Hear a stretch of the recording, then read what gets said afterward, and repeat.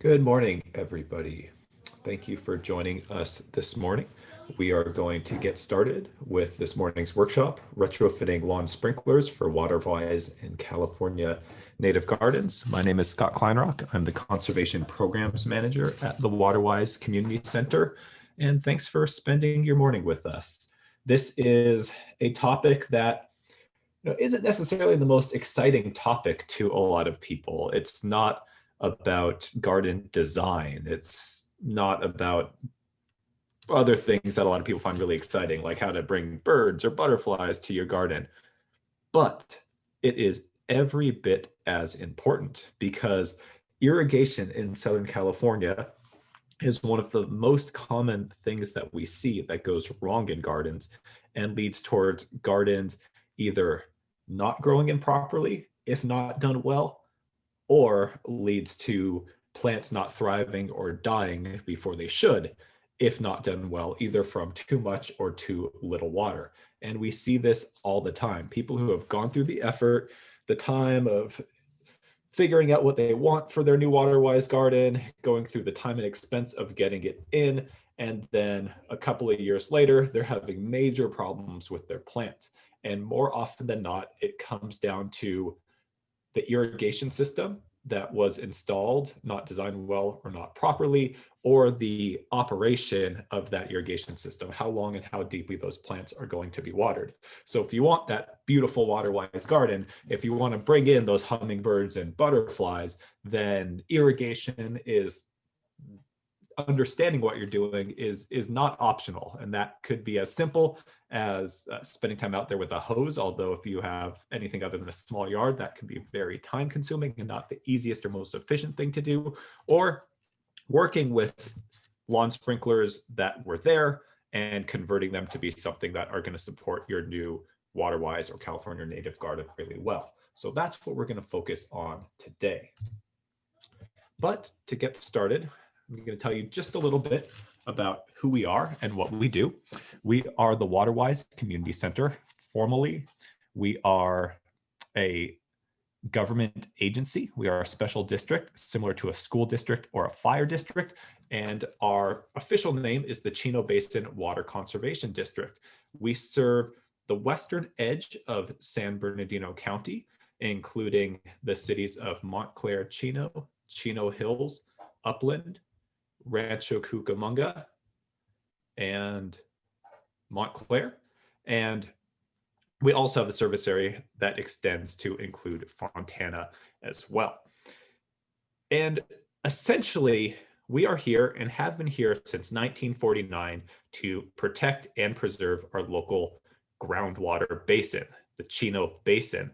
That is a huge source of our local water supply, about 60% on average by year. It's an incredible resource that we are very lucky to have in Southern California, where water is scarce. And the main way that we do that is capture water that would otherwise run by and go off into the ocean in storm events, and also working with local water suppliers with recycled water and sometimes imported water. And as you can see on the right, percolating that water down into the groundwater through managed percolation basins. If you are local and you see these big pits off of the 10 freeway, some of those are literally old gravel pits that we operate and basically use natural processes to filter that water and let it return to the groundwater. But beyond the supply side of water conservation, capturing and infiltrating that water, we also work on the demand side through demonstration with a public demonstration garden and through education of all age groups, from K through 12 students to working directly with community members in our programs, workshops for the public like this, to working with higher education students and doing training for the professional landscape sector as well. The easiest way to stay in touch with everything that we're doing, all of our free workshops and programs, and if you are local to our area, all of our other free programs and resources, is to sign up for a monthly newsletter, which you can do at cbwcd.org/newsletter, and you'll get all the updates with just one email a month, no junk. And so with that, I will tell you a little bit more about who I am and why I'm talking to you about this. and then we'll do a quick poll to let me know a little bit more about who you are. So like I said, my name is Scott Kleinrock. I'm the Conservation Programs Manager. I've been at the Waterwise Community Center for about 4 years now. And before that, I come from a landscape background, doing horticulture management, landscape design. I have a master's degree in landscape architecture. And before coming to the Waterwise Community Center, I worked in the public gardens world at a botanical garden, doing horticulture management, project management, and landscape design. And I'm always either out in gardens, working in my own garden, or traveling to gardens or wild areas of Southern California and thinking about the urban landscape and how all of this can come together. I often, if caught staring out into the distance, my partner will ask me what I'm thinking about, and it's a running joke between us that often the answer is irrigation. So that's why I'm talking to you about this. And I'm not passionate about irrigation because I love irrigation for its own sake, but I've just come to realize that it is so essential to do the exciting things that we want to do in a waterwise or native landscapes, to get those beautiful gardens that we want to surround our houses or our businesses with, that we want to see in our community. And most often, if there is a failure, the failure point has something to do with irrigation. So it's important to get into. So just some really quick housekeeping before we get into the poll. We are going to jump into the content after this. The workshop is going to go until noon. I have plenty of time after that to answer questions. So as we go, if you have questions, feel free to type them into the question and answer function. There is a little button that says Q&A that you can press. And as we go along, just feel free to type them. And then for the flow of the workshop, I'm going to keep an eye of how many questions are coming in. And periodically, I'll stop as I go and then answer questions. If there are very specific questions that have more to do with your yard than the content, please hold those to the end, but I will have plenty of time to answer those at the end. So if you have questions about the content, type those into the Q&A. If you have other comments or anything like that, or if you want us to repeat or type out the name of a website we mentioned or something like that, please put those into the chat. That's a different function. Has a little chat bubble you can click on to open up that window. And we also continuously going with the chat. Danny, one of our conservation technicians at the Waterwise Community Center, is going to be moderating the chat. So she can help you out, type things in, and have some conversation with you in the chat as we go. And then we encourage you to take notes if you want to, but also by the end of the day today, I am going to post all of the slides of this presentation in a PDF format, which will be on our website, and you can access it at cbwcd.org/presentations, which I just typed into the chat. And then we are also recording this workshop to be posted after some light editing to YouTube. And you'll be able to get the recording of this if you want to review anything, or check out all of our other past online workshops at cbwcd.org/YouTube. And that should be up by next weekend. So with that, let's launch our opening poll. And there's a number of questions in the poll. You don't need to think too much about each one. Please just quickly fill them out. But this really helps us get information we need about who's watching and where you are coming from. And then in addition to that, there's some questions that really tell me a little bit about who you are in terms of your watering system at home and what you might be needing out of this workshop. So that really helps us out a lot. And so please take a minute to fill that out, and then we will jump into our content.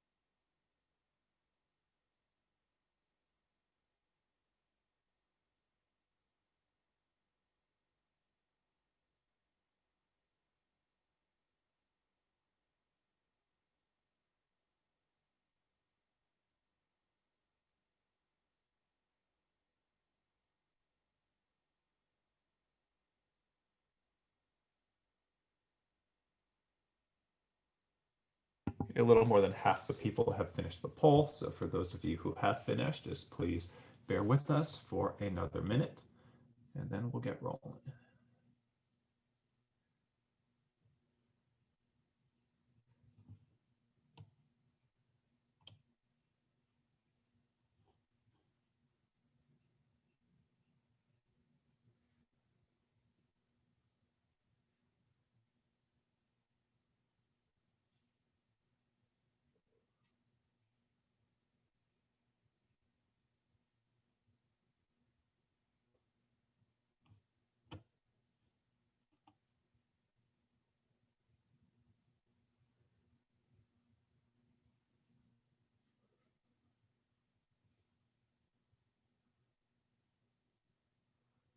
Okay, let's take a look at the results we had. Someone saying the submit button is not working. Not a problem at all. Thank you for everyone who was able to fill this out. So the first one is just to kind of help us get our numbers. So we have a number of people with no drip. Biggest number is a little bit of drip, and then some people have most of their yard on drip irrigation. It's not surprising what kind of drip people are using. Most people are using those button emitters on the thin 1/4-inch tubing, the spaghetti tube. Some people with micro sprays, and just a couple of people with the inline drip tube. And that's mostly what we're going to talk about today, and we'll also discuss why. Kind of even split. Not surprising that most people don't really feel like they understand how long and how often to run their irrigation system. That's very, very common. And so towards the end, after we look at the physical parts of the systems and how to put them in, we will talk about how to use these systems to efficiently figure things out for your Waterwise gardens. And with the systems we'll talk about today, it's a lot easier to figure that out than with like the button emitter, 1 or 2 of those little button drippers at the base of each plant. So thank you for the information about the irrigation controllers. A few people are confident, most people aren't. Again, that's very typical. And for the majority of people that filled out the survey, this is their first time joining us. So thank you very much. We hope you join us for other workshops in the future. People coming from a variety of areas. Welcome, everybody. And thanks for letting us know where you learned about the workshop. So with that, let's get into it. Starting with this picture. It is not uncommon for me to talk to someone who will come into our offices with a story, looking for some help, saying that they put in a new Waterwise garden. Sometimes we see pictures of beautifully laid out gardens, nice path work done, really a lot of effort has gone in. And people are wondering why some of their plants are growing really crazily and some of their plants are dying. And I asked them about the irrigation system. And surprisingly, it's pretty common for people to go through all the work to do that, but leave their old sprinklers. And when you look at a picture like this and think about what these would do in a new Waterwise garden where we don't have a flat turf area, but we have ground covers and shrubs and perennials and bushes and trees, a typical lawn sprinkler system that pops up somewhere between 2 and 4 inches is just going to spray water into the side of the closest plant in most cases once the garden starts to grow in, and the closest plant to any sprinkler will get way too much water and there will be huge dry spots. So we need to do something if we are going to be successful. But the good news is that if you have an irrigation system that is functioning, basically something where sprays don't need to be great, the heads don't need to be in the exact right place, but your valve is working, control valve, and the underground piping isn't broken, there are a number of approaches you can take based on your design of your garden to where you'll have to do little to no new trenching, and you can essentially use all of that underground architecture or much of that underground architecture of your pipes and convert it into a really professional style drip irrigation or high efficiency spray system that will work beautifully for your new garden as it grows in. So that's the goal today. And really my goal with this workshop, which is the first time we're teaching this workshop, is not to just give you information about these systems and why you should consider them, but really teach you how you can either A, put them together yourself if you are so inclined and if you're handy, or B, really know exactly what you want to guide your contractor or your landscaper in what you want them to put in. Because more often than not, it's just the state of the industry right now. We see even Waterwise or California native landscapes put in by professional landscapers residentially do not put in what I would consider to be an appropriate system for the long-term health and longevity of the planting. So we're going to look at those systems today. But to start, for our outline, we're going to peel it back some and really base it in what the point of irrigation is and how water interacts with plants and soil. Because with understanding that basis, you will begin to understand why we recommend the kinds of irrigation systems and the irrigation layouts that we do.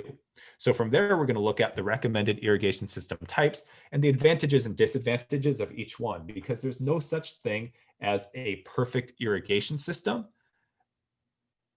It's just the right irrigation system for your garden. Every system has advantages and disadvantages. Then we'll look at some essential guiding concepts for irrigation design. We will look at examples of taking a yard and then designing the 2.5 different types of systems we're going to cover today. We're going to go through in as much detail as we can get to step how to build them. And then now that you would have that system, we'll talk about what to do with it and figuring out your irrigation schedules and your run times using these systems for Waterwise and California native gardens. And then at the end, we will have plenty of time for questions. So to start, we will look at what is the point of irrigation anyways? What are we actually doing? Because the guiding thing isn't let's just turn the thing on twice a week and water for 15 minutes. We are actually trying to do something physically with our soil and with our plants. Irrigation, properly used, is one, primarily to supplement the natural rainfall or moisture availability to make conditions more like a plant's natural home. So essentially, if we're growing higher water using plants that come from areas where it rains a lot more, we are going to need to add more water. If we are working with Mediterranean climate or California native plants that are closer to our natural climate, we're not going to water a lot, but we just might water some to keep them looking nicer in our gardens. We're also going to need to water newly planted plants to get them established, to transition them from their nursery pots where they've been getting water all the time, maybe they've been growing in the shade, to get them to root out and use their kind of more natural root system, stretch far and wide, becoming water-wise plants, looking for that water. And then finally, that water is going to help them grow, keep them healthy to resist pests and diseases. And if you happen to be growing like edible plants, you're going to use your water to produce a high quality yield, because in that case, you're also thinking about the fruit and not just the survival of the plant. However, irrigation used improperly, whether that's too much or too little, might leave plants either stunted or excessively large. And we see it both ways, see just as many problems with too much water as too little water. And if you're looking at edibles, because this is just kind of covering everything for irrigation, you also might not produce as much of a yield. Improperly used irrigation will encourage the presence of pests and diseases, whether it's too little or too much.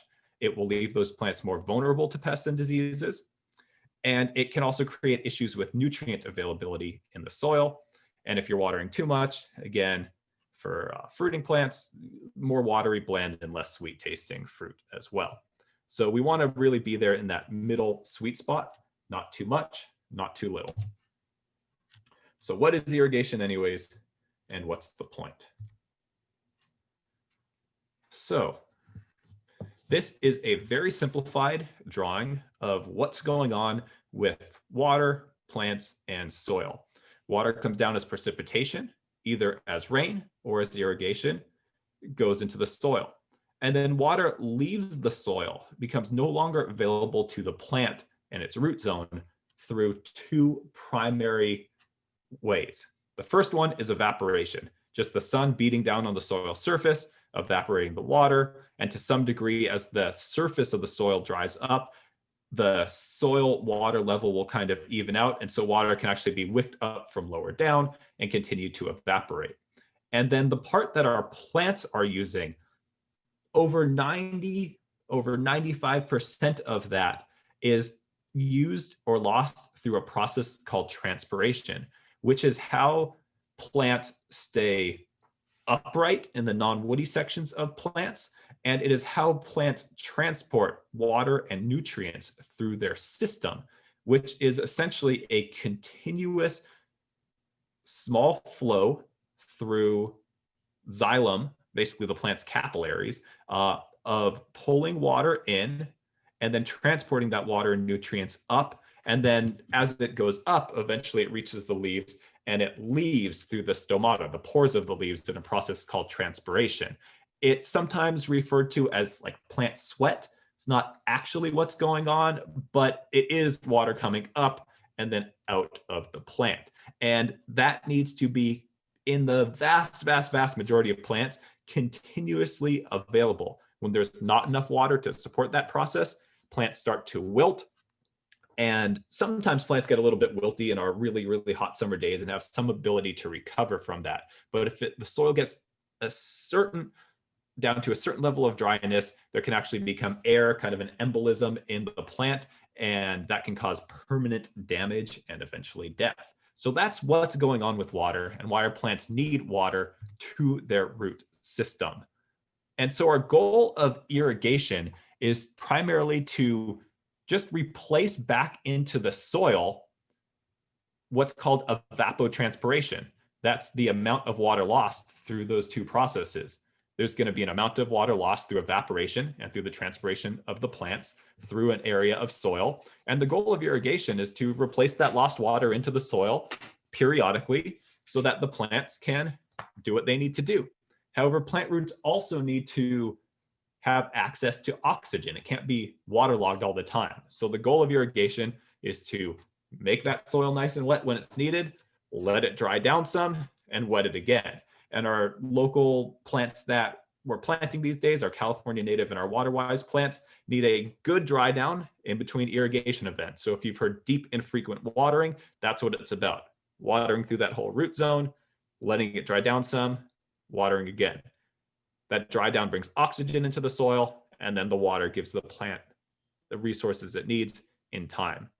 And then when you hear about why mulch is important, one of the reasons is that by laying mulch, whether it's wood chip mulch or gravel or decomposed granite down over the soil surface, you are effectively stopping the vast majority of that direct evaporation and water loss right away. And so that's part of why that helps conserve water. A few concepts with the general goals of irrigation. So what we have here are, at the top, a couple of different cutaways of like conceptual soil. Field capacity is what you are trying to do when you are irrigating.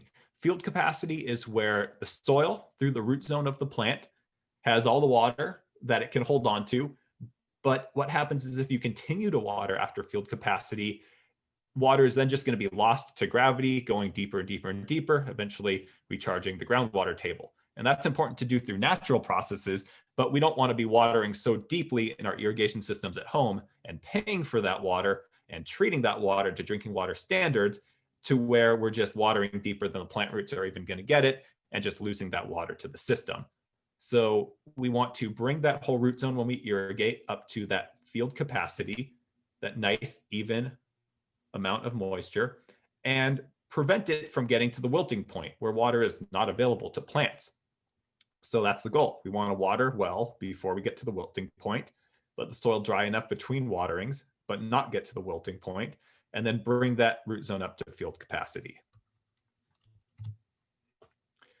But to do that, it's important to understand where our plants grow and how deeply they want to be watered. So most people think of a tree or a shrub as kind of being below the ground is like above the ground. And that's not really the case. For most plants, the roots will spread quite a bit farther. For trees, a general rule is maybe a third farther than the tree canopy. And it's really near the edge of the canopy and out where they want to get most of their water from. That's the same for shrubs as well, near the edge of their canopy and out. And so that already sets us up to get some clues about how our plants are going to be happy with watering long term. So often what we see when people put in Waterwise gardens are one or two of those little drippers that are just going to be right at the base of the plant. And that's just fine right after you plant. But when that shrub is 6 feet wide and all of the water is concentrated still right at the base where that main stem comes out of the soil, plants start to not do as well. We're concentrating that water in an area where the natural leaf canopy of that plant will kind of shed water if it like actually rains out towards the edges. We're not putting water where the roots want to grow, and we're actually putting water exactly where the plant is most prone to rotting. And so we want to make sure that we have an irrigation system that's going to give that entire root zone a nice even soak when we water.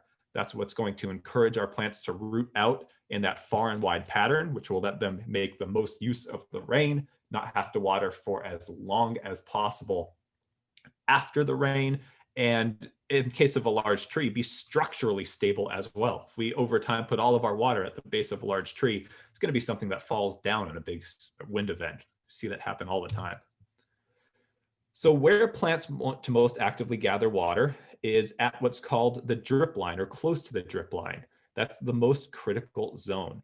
And beyond that, for irrigation, I kind of think of it like art.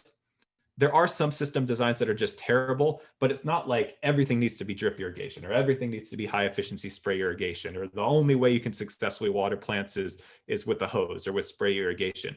It's actually not as much about the decision that you use, but building out whatever system you're going to use well, and then using it appropriately to water plants where they want to be watered with the right timing and frequency. And so a quick note before we start looking at our options is to think about assessing your current irrigation system. Is your current irrigation system, if there's irrigation in that area, something that's in good enough shape to where you can use it and adapt it to use a high efficiency approach, or are you better off starting from scratch? Or are there just some repairs that you need to make before you can use that current system? So for any of those areas, one of the first things you want to do so you can start to plan out your project is to, in the middle of the day, when you can get out and walk around, turn on that zone of the irrigation and walk the area and check, are there any major pipe breaks or leaks that need to repair? You might need to run it the full runtime if you haven't walked the system for a long time. I would encourage you, if you normally run it for 15 minutes, run it for 15 minutes, half an hour, do it for half an hour. See if there's any evidence, because sometimes if there's a small break, you won't necessarily notice it in just a minute or two. Look for pipe breaks or leaks that need repair, any puddling in a surprising area, you might need to dig around some. Does your lawn system have what in recent construction has been standard, a 4-inch tall pop-up sprinkler, small 2-inch pop-up sprinklers, those old brass body sprinklers? The easiest system to use to convert with that underground piping is a 4-inch pop-up sprinkler, but there are definitely options for all the other ones as well.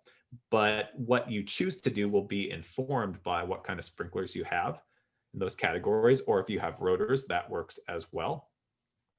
Do you have functioning irrigation control valves? Those are those valves that are usually all grouped together somewhere that the irrigation timer or controller sends the electrical signal to and tells them to open keeps them open until the program's done. How old are they? If they're 5, maybe up to 10 years old, still working well, and depending on the system you choose, you might be able to keep using them.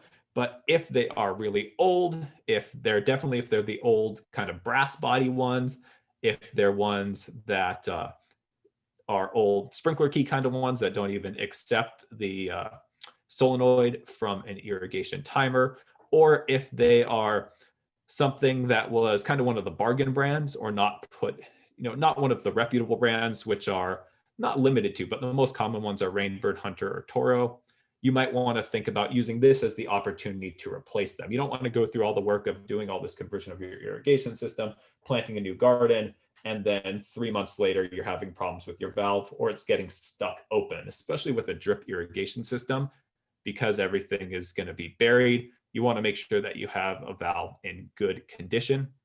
It's not going to be stuck open. And then finally, if it is an older valve, make sure you look up what the design flow rate range is. If it's a Rainbird, Hunter, or Toro valve that's been installed in the last number of years, those have been engineered to be able to go to pretty low flow rates if you're using like a drip irrigation system in a small area. But if it's one of the other brands, or definitely if it's one of those old brass sprinklers, some of those weren't engineered to be able to do things like the low flow for a drip system in a not very large area. And so they have problems with being stuck on. So in most cases, we see a lot of houses that can just use their same valves, but I would say maybe 50% of them, it'd be better to put a new valve in. And we'll look at that in more detail a little bit later. If you're trying to figure out the design flow rate range, you might need to go to the manufacturer's website online, and then there'll be an area where you can look at the products. You can find your product. Usually you can go to like the manufacturer, and under products, you can go to valves. You can find your valve, and then there'll be a section with specifications for the product. If it's not one of those reputable brands and you can't find those specifications online, then I wouldn't trust using that for a drip system especially. And then turn on your system, carefully walk the whole area, look for any leaks, and also listen. If there's an area where you have an unexpected hiss or something just sounds funny, investigate that a little bit. Make sure you know what's going on before you would start the new project. And so now we're going to start looking at our options, because we're going to need a new approach. We can't use those low pop-up sprinklers. And so the first option is to stay with sprinklers, but retrofit them so that we are going to elevate our sprinklers, and we are going to replace the nozzles with standard nozzle that turns on. The nozzle is the thing that the water actually comes out of, that you screw into what's called the sprinkler body. The standard nozzle is very misty. If there's a little breeze, a lot of the water kind of goes off in another direction. So we are going to mount our sprinklers higher up, and we are going to replace the nozzle with a new nozzle that's a high efficiency spray. We'll look at some pictures on the next slide. Advantages to this process. If your lawn sprinklers are already in a pretty good layout and they've been watering your lawn fine, by putting them on taller solid pipes that stick out of the ground and have those high efficiency spray nozzles, usually that's less work and lower cost than converting to drip irrigation. It's almost as what's called efficient as drip. And efficiency in irrigation systems is how evenly does that water go down over the area that's being watered. Are there some areas that are deeper, some areas that get less water and are drier?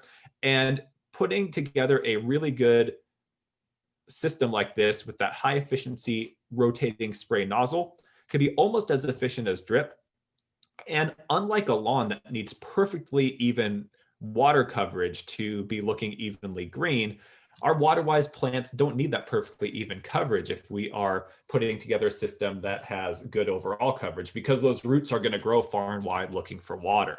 So we don't necessarily need that perfect efficiency that a perfect drip system has. As long as we get pretty close, the plants will thrive.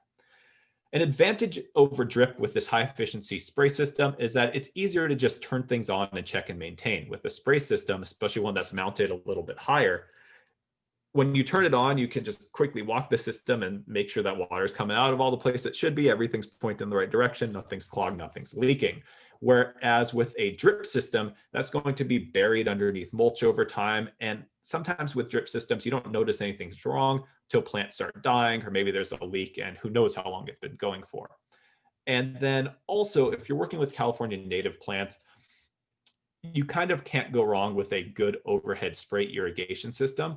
I do believe that it's possible to successfully use drip with California native plants. I don't shy away from it if the layout of the planting bed is much better for drip, but California native plants, it's just kind of my default go-to. Unless there's a better reason, I'll stick with overhead high efficiency spray.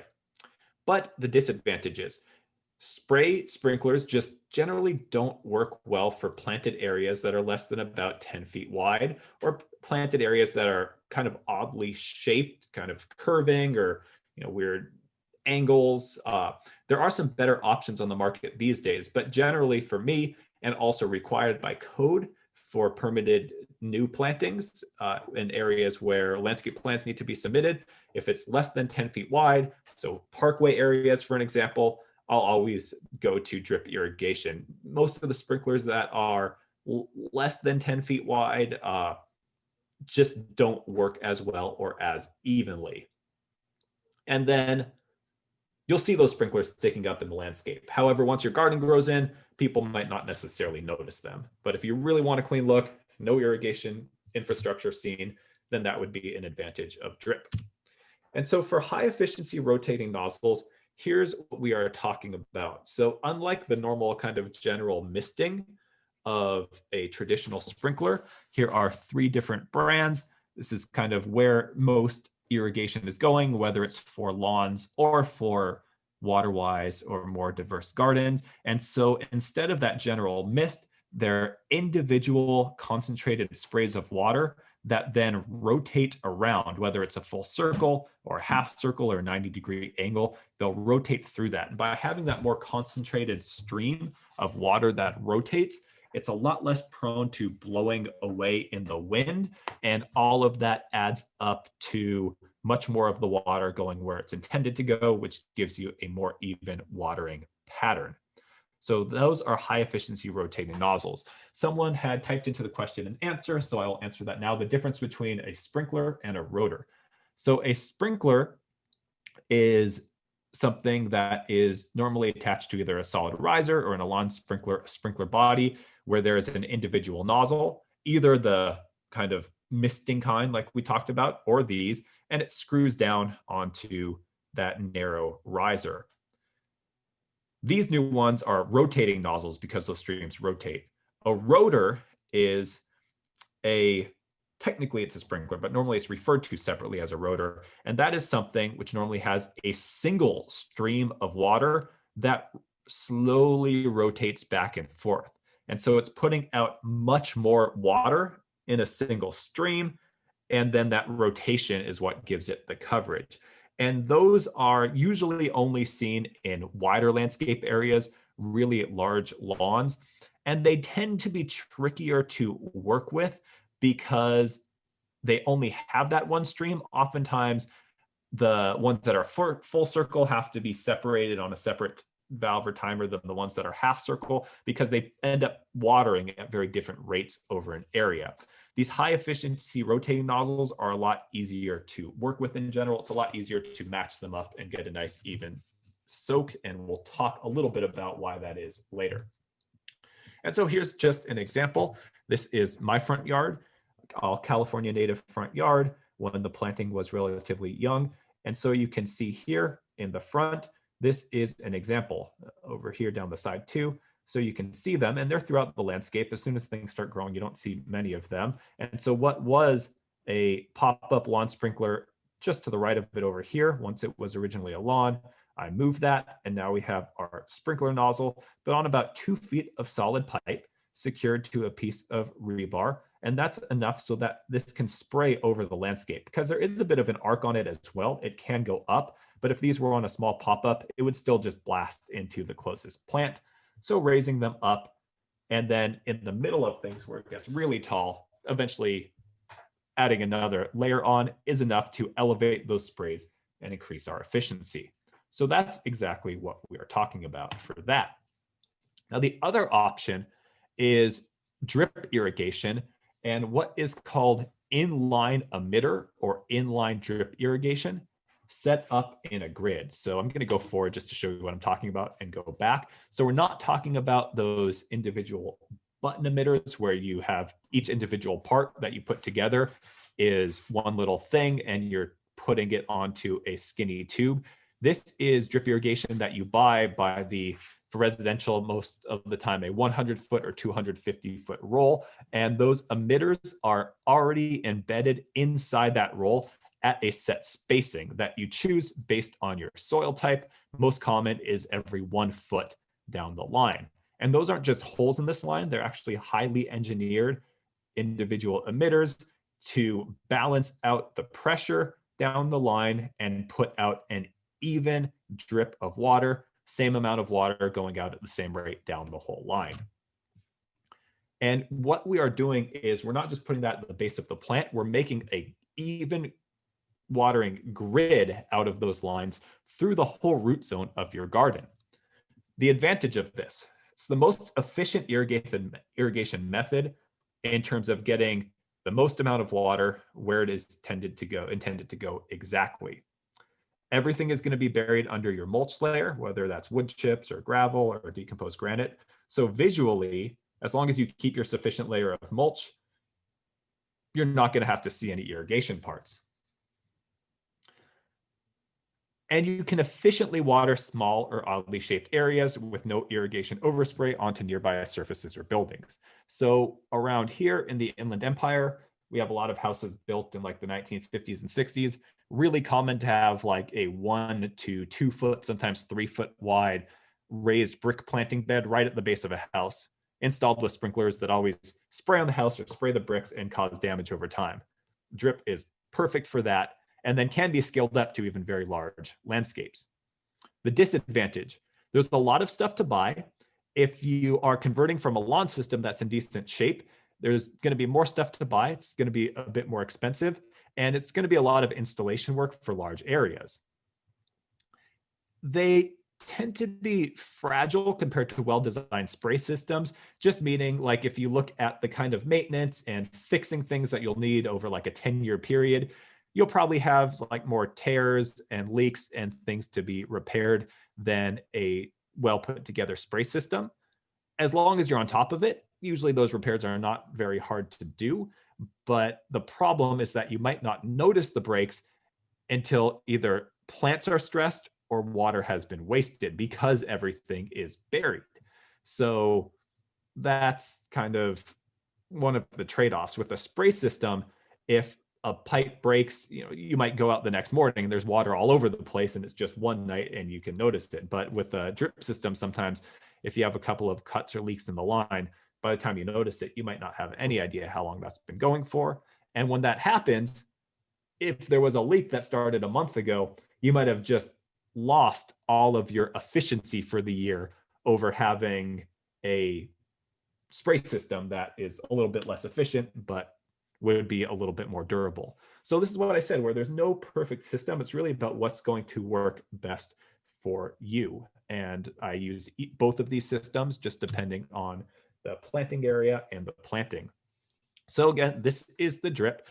There's a number of brands that make high quality drip lines. The two most common are Rainbird and Netafim are the two brands. You're not going to be able to get that at the big box hardware store, but at any local irrigation supply specialty store, you can find those. And then for those of you in our local areas, at that same place where this presentation is going to be put up online later today, you can also download our local landscape suppliers list, and it has a list of the local landscape specialty supply stores, and all of those will carry both those brands of drip line with the reputable distributors, which sometimes their stuff has a few more bells and whistles to have these things have more longevity.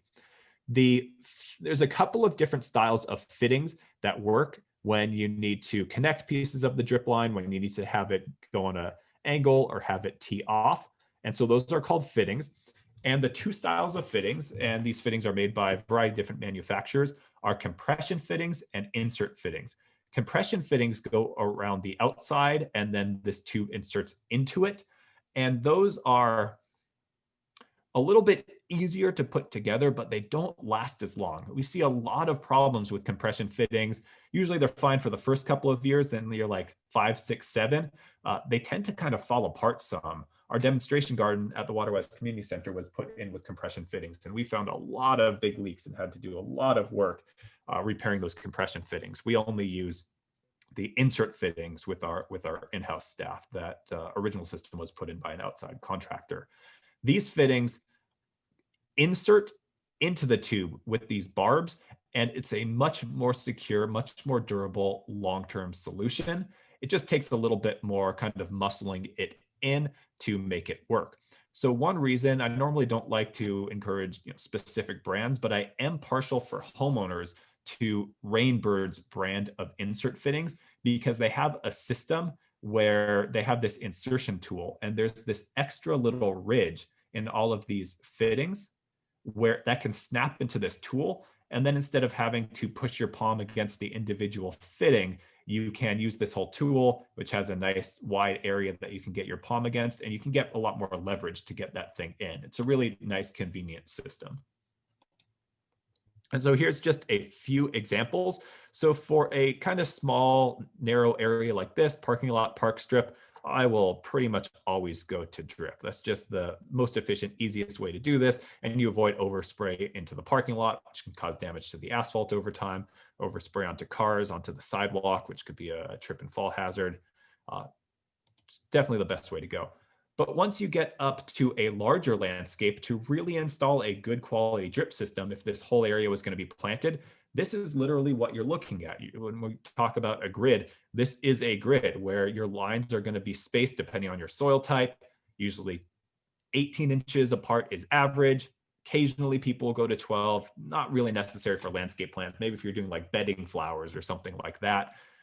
And then occasionally, if you have heavy clay soil, you might go up to 24. But as a standard, about 18 inches apart. And here you can see on the top these circles.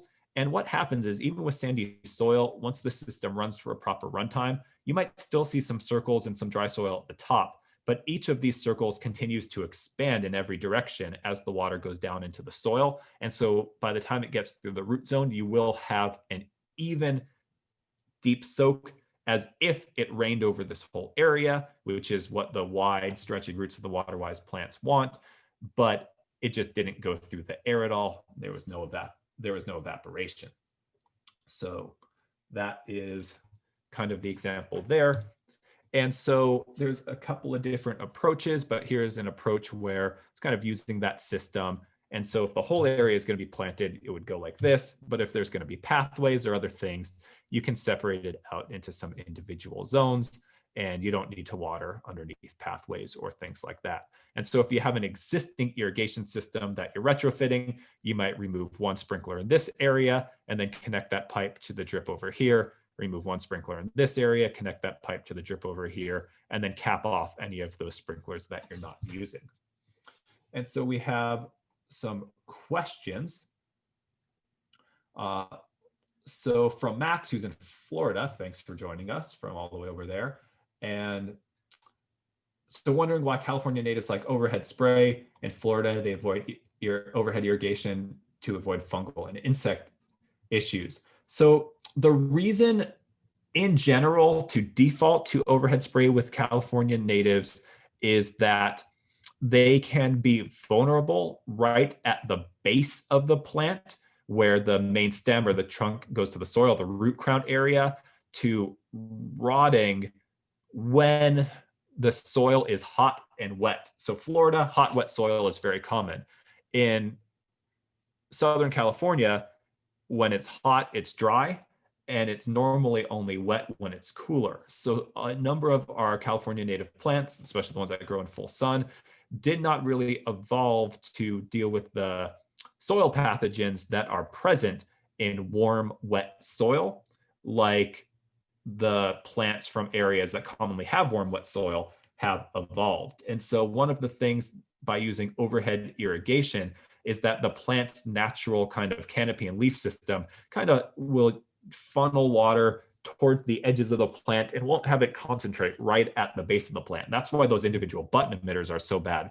With inline drip irrigation like this, if you have that even grid, there's going to be some water at the base of the plant, but it's not concentrated there. And so if you're good with your irrigation scheduling, then you have most of the time it's going to work out just fine. And then for plants that are really sensitive to it, what you can actually do as they start to grow in and you want to get water away from the base of the plants, you can actually go in and like remove a few feet. So say if this valve box was a California native plant known to be pretty sensitive to watering in the summer, you can actually, if this became like a 6-foot wide shrub, you can cut out some of this drip line and either just remove it and kind of loop the system back together, or even get just a roll that has blank pipe, no emitters. That's commonly available.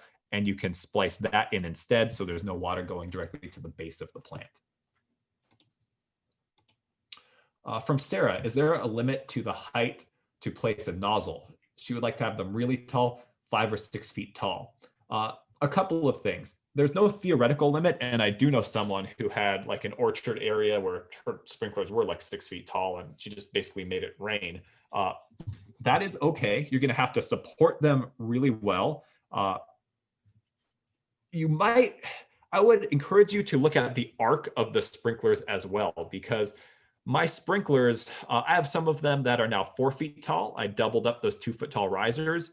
And with that, the sprays themselves actually get like 8 feet tall because of the arc of the sprinkler. And then if you really want to get your sprinklers that tall, you're just going to need to make sure you have sufficient water pressure to do that. And then the other thing is, with water that high, when it turns off, there might be some backflow. And so you might need to put in what's called a check valve. And your local irrigation specialty supply store can help you with specifying which one, so that water can't flow backwards out of that line. You would just lose a lot of water, and you don't want to end up with that water kind of overloading the things built into your irrigation valve to prevent that. And so you might install an extra check valve. From Lynn, does Rainbird brand have the copper that stops root intrusion, and Netafim does not have that feature? Rainbird, and I'll talk about it later, Rainbird I know does have a feature that you can order on one of their lines of drip, that there is a little piece of copper inside each emitter to help prevent root intrusion long term. They've been marketing that really aggressively lately. I am not sure if Netafim does have that or not, or if it's a proprietary Rainbird thing. I will say that root intrusion, when these things are just laid on the surface, is not nearly as much of an issue when the lines are buried, which is normally only done if these are going to be like watering lawns or something like that. However, if you're using an organic wood chip mulch over time, that will break down and kind of compost in place, and it will be almost as if these things are buried. So if you're going to be using a wood chip mulch, which a lot of people do, then these days that copper stuff is pretty new. I mean, I don't have enough experience with it, although I've installed it some to really know how much of a difference it makes, but I would tend to default to using something with one of those features to prevent root intrusion. Might make it last a little bit longer. But if you're using like a gravel mulch or something like that, where the emitters are never really going to be surrounded by something that's soil-like and have a lot of that root pressure, might not be necessary. So is there a way of reconnecting the tubing if there is a break in the tubing? Absolutely. There are couplers. It's one of the, see if we can go backwards, couplers as one of the fittings. So you can see this one right here. That's just a coupler for putting two pieces of pipe together. So if there is a break, if it's just a really small slash, sometimes you could just make a clean cut right there and use one of those. More often than not, though, what you'll have to do is you'll have to cut off a few inches of pipe. You'll use two of those couplers, and then you'll just splice in an extra little length of pipe. It's a pretty easy fix once you identify it. And so I always recommend that people just have extra fittings of all the ones they might need around in a box in the garage or something. and a little bit of extra pipe. Usually if you install something like this, you'll have plenty of like little offcuts, and you can save those, and those can be your extra pieces. And then last one for now, I see spike/stake style overhead irrigation systems online. Are they worthwhile? Normally, if I understand what you're talking about, those are ones where you like connect a hose to a single watering point, which is just like a different way of hose watering. It's not going to give you an even soak. It's a way of, other than just like leaving a hose at the base of watering an area, maybe a little bit more slowly and a little bit wider than just leaving a hose at the base. But it's not going to kind of do like what we're going to be talking about with how these systems work later, where you're going to get an automatically even watering over a whole area at a regulated rate, so you know exactly how long to water over time.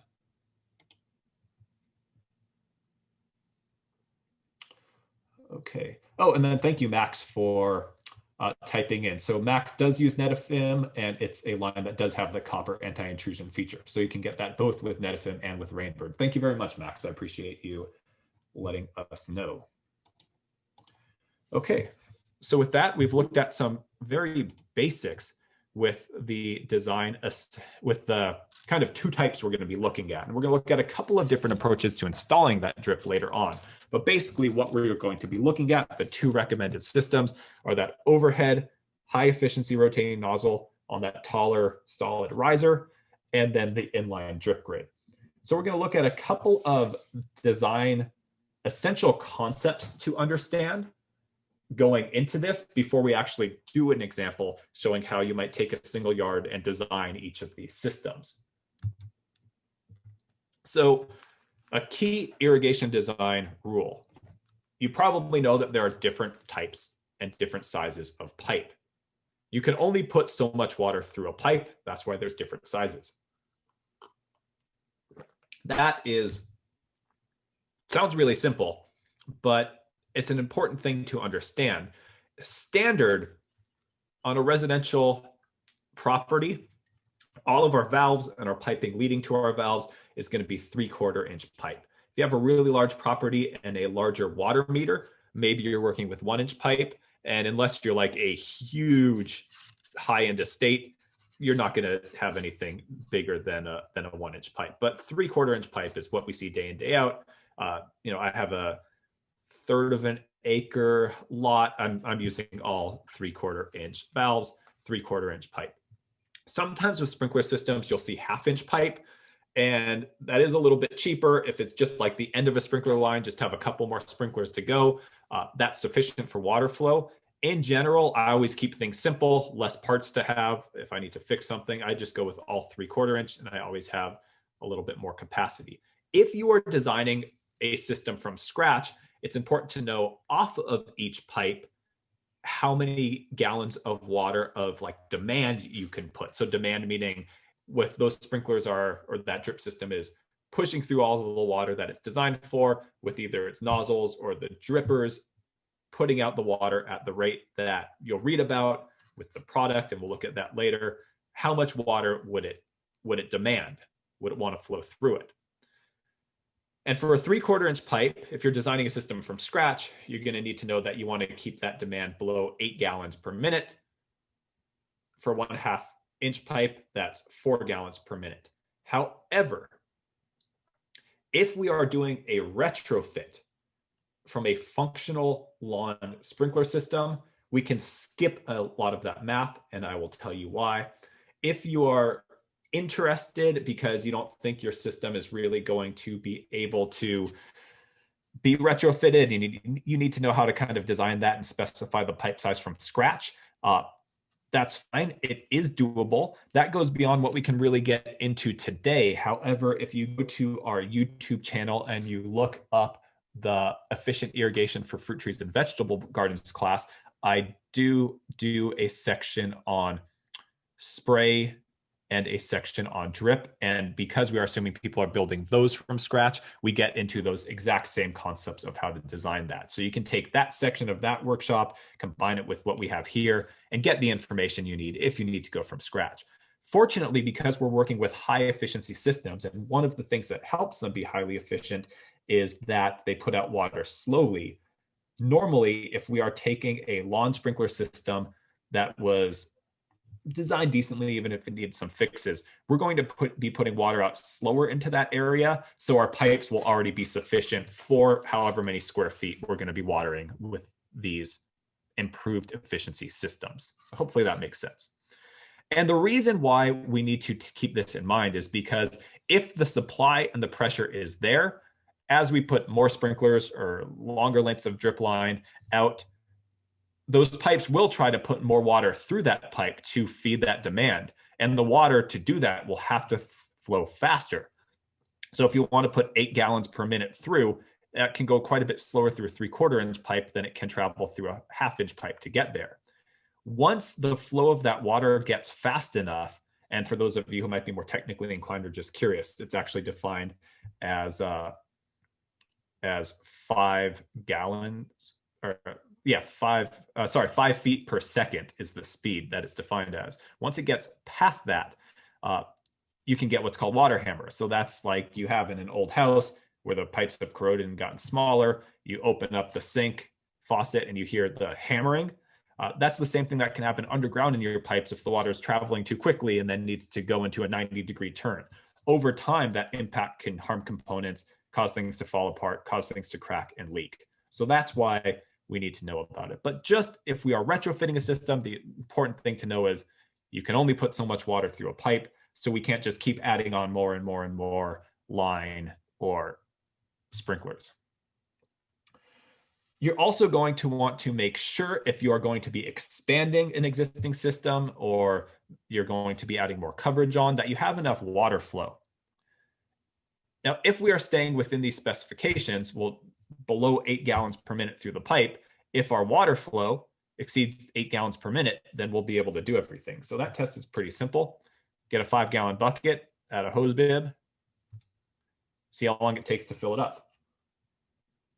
If it takes less than a minute to get 8 gallons, then you're going to be good. And in most cases around this area, you will exceed that quite easily. If you turn the hose up all the way, you're going to fill that 5-gallon bucket in 30 seconds or less. You're also going to want to know where your water pressure is at. This is absolutely essential because the old style of kind of misting irrigation sprinklers, they're not really as precision engineered as our high efficiency system, whether that's drip or our high efficiency sprays. And so because of that, they are tolerant to much higher water pressure than these new high efficiency systems can take. So you always want to test your water pressure because you're most likely going to have to do something to lower that pressure if your system doesn't have anything on it to lower the water pressure already. If your water pressure is not captured by a whole house pressure reducer, which is like the brass thing that has that bell-shaped thing going into your house. Some houses don't have it. Some houses do. Of houses that do, a little less than 50% of those houses, just based on how the plumbing was originally done, will the irrigation system be captured. So it's something you're going to have to do some testing and figure it out. Within our local area and most cities in Southern California that I know of, we are much higher pressure than these systems are going to want, and we need to do something to reduce that. So a couple of ways to test that. The most straightforward but not ideal way to do it is just to put a pressure gauge that you can get at the local landscape supply store onto a hose bib and turn it open. So this is my house when I was first getting started, and there was no pressure reducer on the house or the yard. I'm at 150 PSI. That's really, really high.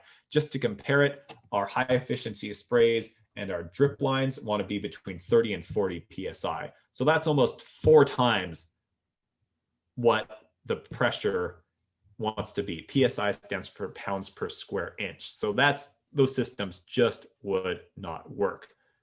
However, one of the reasons why I caution you against using a hose bib if you have a whole house pressure reducer. If you have no whole house pressure reducer, then your hose bib will work. The whole system's going to be getting the same pressure. If you have a whole house pressure reducer and you are not sure how the plumbing runs as to whether or not the irrigation system is captured by that. It may very well be that the hose bib sticking out of your house will be captured by that whole house pressure reducer, but that the main line that goes to your irrigation system branched off before that might run in a different direction and not be captured.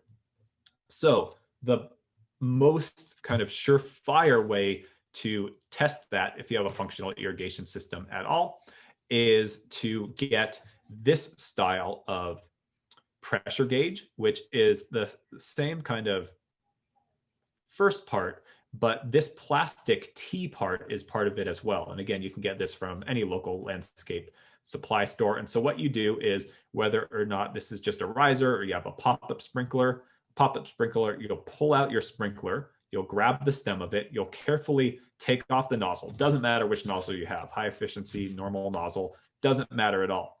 And then into the thread where the nozzle used to be, you screw this pressure gauge in, you screw your nozzle back on the top. Then you turn your system on, and that gives you a readout of the pressure as it actually exists, whatever routing the plumbing takes, right at the base of your nozzle. And so you can see here, this is also my backyard. Since that 150 pressure, I did what I needed to reduce my pressure.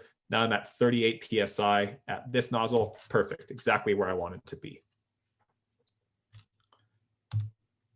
And if you have any questions about how these work, one of the reasons why I always recommend people go to the local specialty landscape supply stores and not the big box stores is that most of the people at those supply stores really do know what they're talking about, definitely much, much more than the hardware stores. And especially if you go there, like not at 7 o'clock in the morning when all the contractors are trying to get their stuff for the day, but you go there mid-morning, in the afternoon, usually those people will have time to give you some advice. So if you tell them, I'm getting this, but could you please tell me how exactly to connect it and use it, they'll be able to help you out. And so based on your pressure, which in most cases will be too high, because really for our systems, like I said, we're trying to get down to that 30 to 40 PSI, you're gonna have a few different options.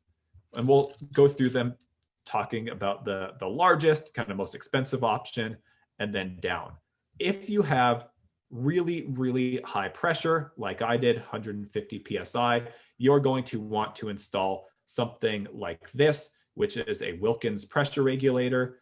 Zurn Wilkins is the company, but this is just like the main one that you see that's carried everywhere, hardware store, as well as landscape supply stores.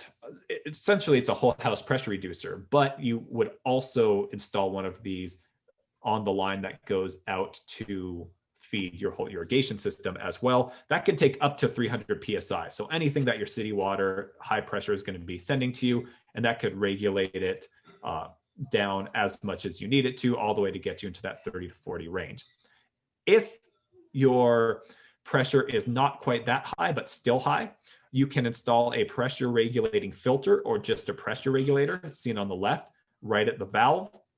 Or if you are trying to do it yourself, you're not comfortable with messing with the valves, but you feel fine kind of working on the drip side of the system. If you're putting in drip, Rainbird actually makes a spray to drip retrofit kit that basically literally just replaces a sprinkler body, looks like a sprinkler, but instead of a sprinkler, it has a little pressure reducer and a filter in there, and you can just immediately swap out. However, there's only a certain amount of pressure that these plastic components can take. So the pressure regulating filter, they say that they can take the inlet pressure going into it up to 150 PSI.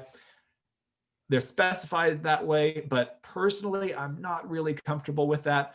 I feel comfortable like up to 100 PSI, maybe even more like 80. And the reason why is because if you really do have high pressure like that, it's more efficient to kind of step it down. So I would kind of best case scenario still install something like this Wilkins pressure regulator. Definitely I would do it if it was over 100 PSI. And then you might have one of these on the valve to get it down the rest of the way. And you'll need that filter for the drip system as well. This spray to drip retrofit kit only takes pressure up to 70 PSI. So it's a good option if you are intimidated doing anything around the valve, but want to go over to drip, but just realize that your pressure can't be too crazy high for it to work. And so this, I'm just going to really quickly go through this again. Just wanted to give you my general recommendations around pressure, which is measured again in pounds per square inch or PSI. So if your pressure is 30 to 40-ish, which is pretty low, very rare for a residential system to be that low coming in, then if you're doing high efficiency sprays, you don't need to do anything. You're already in the sweet spot. A drip system will always need pressure regulation and a filter. And so you can get this pressure regulating filter where it's both things in one. And there's one that's the slightly higher pressure, one that's a slightly lower pressure, but it's all in one unit. Or you can use that spray to drip retrofit kit, just doing that out in the yard. Yeah, and even if your pressure is there for the drip system, I do always encourage you to still install pressure regulation along with the filter. Get it one unit, it's not that much more expensive, but sometimes based on what the city's doing with their lines, you might have some pressure fluctuation. It might temporarily go up. Spray system can handle that just fine, but you don't want drip system components to go under that stress if that does happen. So that will kind of help be a fail-safe. If your pressure is 45 to 100-ish, you can still use these. And you might consider using one of these regulated at 40 PSI for your high efficiency sprays as well. Definitely if it's above 50, that's going to be needed for your high efficiency sprays. Technically, again, you could just do the pressure regulation, but they sometimes can get a little clogged up if there's grit in the lines from like a repair that the city is doing. So I would always just put in the filter as well. There's not a drawback. And then that spray to drip retrofit kit will work for drip up to 70 PSI. Beyond that, you need to put one of these in at the valve. Technically, you can splice these in anywhere along the line, but at the valve is just the easiest place to do it. And then it's going to be accessible when you need to, every 6 months or so, flush that filter. And then if your pressure is over 100-ish, I recommend that you go with one of these brass style heavy duty lines.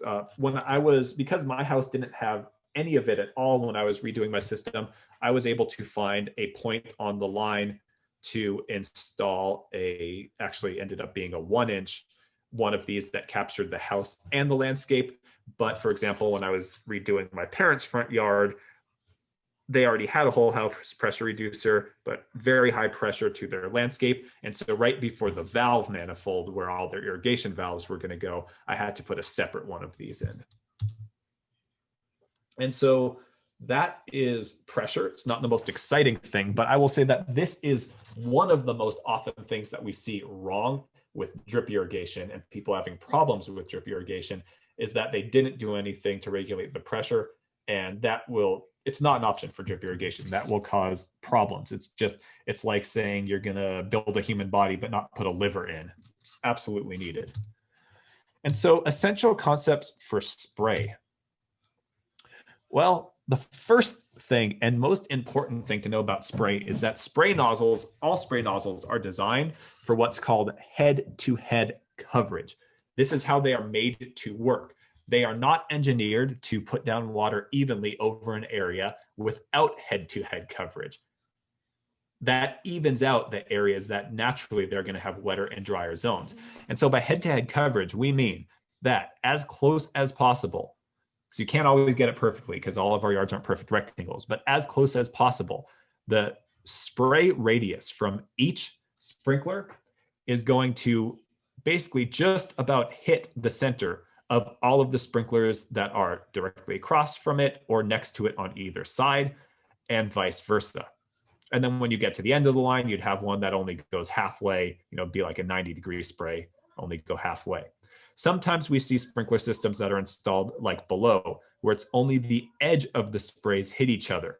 And you can run a system like that for 15 minutes and then come back and it looks like the surface of the soil is wet everywhere, and the surface will be, but down below, the areas in between, those are going to be very dry. And right at the base of the sprinklers are going to be dry as well. And then these middle zones are going to be more wet. You really need this. And so this is a kind of abstract drawing, but this is like a bird's eye view of a square sprinkler system layout showing how that works. And so you can see the arc of the radius of that spray for each of these. So the center ones are going to be 360-degree sprays, which hit both the 360-degree sprays next to it, as well as the next ones in each direction, up, left, down, and right. And so you can see when you get to the corners, things don't hit perfectly, but it's pretty close. And with a lawn system, you would literally test this, and then the areas that are a little bit drier, you would raise how long you run the irrigation system to accommodate for it. But with our Waterwise plants, if we get this close, then we are not going to have to raise it. The roots will find everything. So it's another advantage of working with those Waterwise plants. So hopefully that makes sense. And we'll look at some real world examples later. So if this doesn't quite click right now, don't worry about it quite yet. The next important concept is matched precipitation, which is just a fancy way of saying that you need to make sure that your sprinklers are putting out water at the same rate so that things get watered evenly. Or even more simply, this is why you can't just willy-nilly mix different brands of sprinklers or even different models of sprinklers from the same brands, because they are engineered to work as a set. So for example, what we're going to be using in our examples today, the most common high efficiency rotating nozzle on the market is the Hunter MP rotator. And we'll talk a little bit later about why I use this for the example. Rainbird makes a good one too, slightly different, but even those can't be used interchangeably. Because if we look at, for example, let's say the 180-degree spray, and so these are the specification charts, which are useful to take a look at for your sprinklers, these 180-degree sprays. So this one is adjustable, radius from 8 to 15 feet. And one of the cool things about it is that you can adjust it that whole way, and the how deep of a soak it gets won't really change much at all. So how they're engineered. But let's say we're just at that 15 feet maximum for each of these.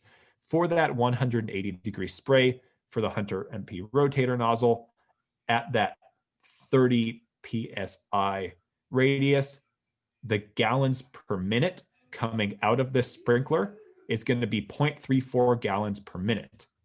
And if you run that sprinkler at that head-to-head coverage like it's designed for, so that it's like that square head-to-head to head-to-head with the radius, it will be like after an hour that there was 0.45 inches of water. So like almost a half-inch even rain event over that area with a full set of those sprinklers. So 0.34 gallons per minute coming out of each sprinkler at that 180-degree arc, 0.45 inches precipitation rate. Now let's look at Rainbird's MPR series. This is like the most standard, just default standard lawn sprinkler.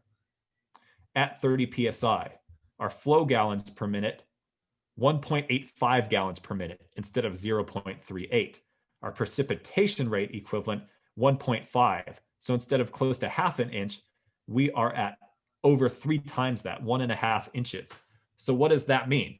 Well, if we had a system that had, let's say, half of these nozzles and a third those nozzles because I need to replace some, and that's just like what they had in stock at the hardware store. And then my garage, I found a few of a different nozzle, all of which have a 15-foot radius, all of which have a half arc circle. You're going to be all over the place. Some areas are going to be way, way wet. Some areas are going to be way, way dry. So it's a little bit of maybe not the most simple concept, but the takeaway is super simple. Choose one brand of sprinklers, one model series that's made to work with each other, and those are the only ones you can put. No mixing and matching. It's not engineered to work that way, and it's not going to do what you need it to do. Another key part of that, if you are, for example, now learning about this, and there's an area where you are keeping your lawn, but you've become convinced now you should swap out the nozzles from these to these high efficiency nozzles, which is a good thing to do. Remember to take a look at those precipitation inches per hours.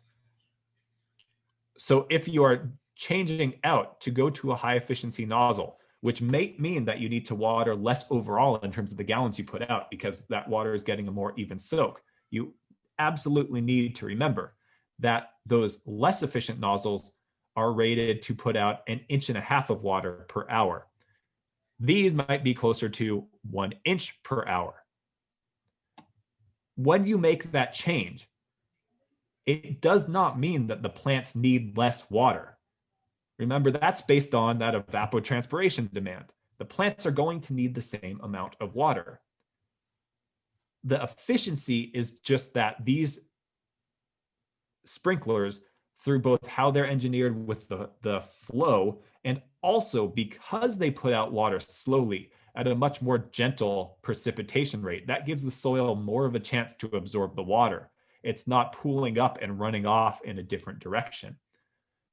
So because these put down water slower, which is a good thing, you are going to need to increase comparatively how long your sprinklers run, because you still need to get that X volume of water into the soil to soak down through the root zone. And this is a place where people sometimes get really confused and they don't run their high efficiency sprinklers for long enough because it sounds like a long time. And they think, well, these are supposed to be efficient. I shouldn't need to run them for a long time. They are efficient because you need to run them for a long time, because they put out water very slowly, because that gives the soil time to absorb that water. And so, for example, if you are going to be using a Waterwise garden that once a month you're going to water an inch, like a 1 inch rain event, which is common for California native plants in the dry season. Well, 1 hour of runtime with these less efficient nozzles would give you 1.5 inches of water. So you might be watering for like 45 minutes. Whereas on these other nozzles, you're going to have to water for 2.5 hours to put out that same amount of water. So the more efficient nozzles have to be run for longer to get that water, the volume of water out. So hopefully that makes sense. It's a really important concept. I think that's about the simplest way to explain it. Please put it into the Q&A if that doesn't make sense. But sometimes people think, oh my God, there's no way that I'll water my yard for 2.5 hours. These are supposed to be native water efficient plants. Well, 2.5 hours at a sprinkler that puts out water very slowly. And when you get to like your town or your city, says in the summer, like you can water twice a week for 5 minutes, absolutely does not apply to these high efficiency systems. That's for like the default old style, inefficient sprinklers watering lawns. The vast majority of times, if you just do what you're doing because you've actually looked into it, you're doing everything right, you're watering your low water plants efficiently, but you need to do it for a long runtime, you're just going to be fine. If for some reason anyone from the city ever gets in touch with you about it or from your water supplier, you can explain that to them. Most cases, that will be just fine. If for some reason that person doesn't understand this concept, which locally I haven't heard of happening, but does happen sometimes in the water industry, get them in touch with me and I will have that meeting with them because this is the most efficient way to water. But yeah, when I water my front lawn or my front yard, my native landscape once a month, it goes for 2.5 hours. Okay, so let's move on. The other part of max precipitation, which is cool about these new rotating style nozzles, is that they are matched across different products in that same brand range. Meaning, for example, for the Hunter MP rotators, the ones with the relatively short throw are MP1000s, which are adjustable from 8 feet. They don't really go down that far, but I'd say from about 10 feet to 15 feet in reality. The MP2000s, which are adjustable from 13 feet to 21 feet. And then the MP3000s, which go up to, they say 30 feet. In reality, they go a little bit less far in my experience. But you have that whole range. And all of them are engineered. So if you have a weird shaped lot, you can actually use these pretty interchangeably. So in a smaller area, as long as you're trying to get your head-to-head coverage in a smaller area, you can use the 1000s. And then if you have a really wide area, you can have a wider spacing and use the 3000s. They are matched across that range. However, on the Hunter ones, one important thing to note if you're going to use those, there's ones that are their shortest throw, which are like 6 to 9 feet, which are called MP800. To make them be efficient at that small of a range, those had to be engineered differently. Those MP800s are not matched with these other ones. So might not be relevant to some of you, but just keep that in mind if you start to look at those products. And one of the reasons why we're going to use those MP rotators in our examples today is because their low precipitation rate and low flow makes them very easy to use in retrofit situations. So here's what I mean. If you have a sprinkler system that's anything resembling that head-to-head coverage, where you might need to move things around, but you have even close to the right number of sprinklers in your landscape, even if you need to add 1, 2, 3, 4 sprinklers to get what you need, because those other sprinklers put out so much more water so much faster, the original piping can accommodate that. So we know then if we go down to a sprinkler that puts out like a quarter of the water per hour, we're going to have plenty of capacity of our pipe systems. We don't need to worry 8 gallons a minute, 4 gallons a minute. We're going to sprinklers that put out water so much slower that we can have the same number of sprinklers and even add in more sprinklers on that zone if we need to, and we're going to be absolutely fine.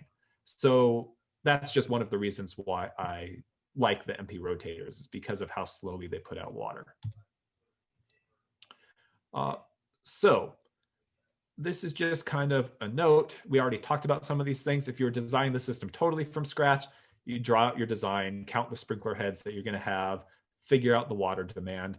And if you're going to do that, check out that efficient watering for fruit, cheese, and vegetable gardens class where we do the system design examples.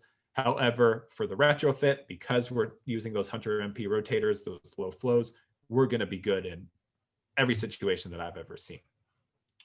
So moving on, what we're going to do is we are going to try to trudge through most of the rest of the heady stuff right now, looking at essential concepts for drip. So kind of the same level of detail, but now for drip systems. And then based on the time after that, we might take our break there, or then we will actually take one single front yard and we'll look at what was the existing sprinkler system, and then what exactly would we do in terms of the design if we're going to go to spray, if we're going to go to drip. And then we'll look step by step at some examples of how to build those systems. So first thing about drip. These systems, the button emitter systems with the 1/4 inch or spaghetti tube, in most cases, you are asking for trouble. I never recommend these systems. They make sense in theory a little bit for establishing plants. But remember, those plants want to get water far and wide over time, and nobody ever goes back that I've talked to and actually does the work of moving those button emitters every year, adding more emitters on to get them to the right place. For our local service area, we actually run a program where we will send a team out, meet with the homeowner. It's on hold right now because of COVID. We look forward to getting it started again when we can, but we'll meet with the homeowner. We will turn their irrigation system on. We will run every area of their irrigation system. We will note anything that we see that's wrong, that needs to be fixed. And we will also look at their timer and let them know for their plant material and irrigation system exactly how their timers should be set up. We often see systems that use any of these components, including micro sprays, anything that goes on that little 1/4 inch line. Our team that does that has never seen one of these systems where they didn't find tears or leaks or things that had popped off that the homeowner was, up to speed on everything. They're always finding leaks that just come as surprises, and they have no idea how long that they've been there. So here's often what we see. It could be a small leak, like where the drip emitter pops into a wider line, but that's still throwing things off significantly in terms of how much water is going where. We very often see like a component that's come apart and things are spraying way farther and wider than they were intended to, not at a regulated irrigation rate. And it's not even rare for us to see things like that. This is one where I bet there was also no pressure regulator, and lines come off. And then this is, people put in drip irrigation because they say that it's the most efficient way to irrigate, but there's absolutely no efficiency here. So what I find with these smaller systems is just that the efficiency in most cases is theoretical, because in the real world, most people's systems that include these kinds of components are in some state of disrepair. That's just the reality of what we see. Now, beyond that, think about what happens as a tree or a shrub grows with that expanding root system, talking about how we want that nice, even soak of the root system. To do that with one of those button emitter systems over time, the actual recommendation is that you add more emitters on as the root zone grows. And so, for example, for this tree here, you might end up having like 40 emitters to need to do that with all of that spaghetti tube. Obviously, no one's going to do that, and it's just going to be unmaintainable. But if you do this with a drip grid where the emitters are built in, that's definitely doable. And so if you really, really want to get into this, if you're completely designing a system from scratch, there's actually some pretty good drip irrigation design guides that are very academic. They're aimed more for professionals, but they're available for free online from the major manufacturers. Rainbird has a good one, Netifim has a good one, and they'll walk you through all sorts of different designs. I am choosing what I find to be the two most practical approaches for homeowners to go over in this class, but if you want to sink your teeth into it deeper, those are available. You can find them on the manufacturer's websites. The key concept is for larger zones, you're going to have something called a manifold or a header. Usually it's going to be a 3/4 inch pipe for residential. And this is going to be something like, you're doing a 1,000, 1,500 square foot area, all in one connected go. So you'll have a large pipe feeding to each individual drip pipe. So for this example, it was buried because a lawn was going to go in there. Here's an example from our demonstration garden. Here we're using a pipe that's an alternative to PVC called Blue Lock, BLULOCK, which is a high density polyethylene, and the fittings don't require any glue. They just push in. They are a compression fitting, which I don't like for normal drip line, but this system works very well. Normally, this pipe for the header would be blue with the Blue Lock system, and the drip line would be brown. But because we're working with recycled water at our site, legally it all has to be purple because it's non-drinkable water. But that's essentially what it is for a larger area. And this is often my default for building something from scratch, is to have the larger pipe and then everything just goes down. And then at the far end, there's another pipe of the same size that's the flush or the exhaust, where the pressure of the line and the water flow evens out. And then there's a flush valve to get out any grit or debris in the line. You only need to put the water flow in from one side, and then the other side is just larger to help even out that water. If you're doing smaller areas, though, you might just be able to connect, in this case, from like one sprinkler location. This is just the size of a connection in a swing joint that would be like connecting to one sprinkler, and you can do the drip on the whole area from there. In this case, we don't need the retrofit kit because we have the pressure regulator and filter at the valve location itself. And the nice thing about drip is that it's flexible. So if we have a weird curve at an edge, for example, if this area, this is smaller than I would want to irrigate with spray, but even here, we would always have overspray onto the sidewalk somehow to irrigate this area. But with drip, we can be flexible and it's not a problem. We'll try to stick to our standard distance away, but if it deviates just a little bit to match the site, it's not that big of a deal, especially with our Waterwise plants.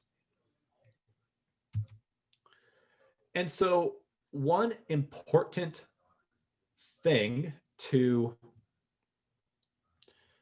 understand is that with drip, the water coming out from that single emitter is going to behave a little differently based on what soil type you have.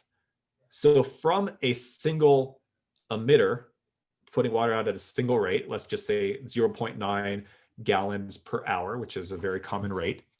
In sandy soil, it's going to spread less wide, but go deeper. That same volume of water in a loamy soil, so a combination of sand, silt, and clay, is going to go a little bit wider and a little bit less deep.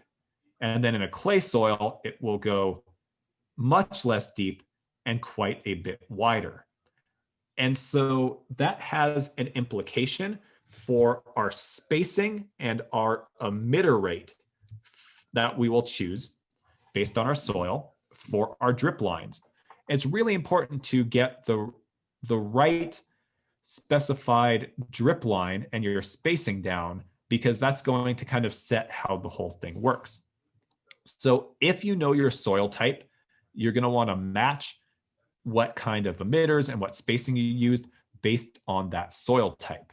Here is just a quick take on understanding your soil type, but there's lots and lots of great information on the internet. You can just Google it for like how to figure out what kind of soil you have.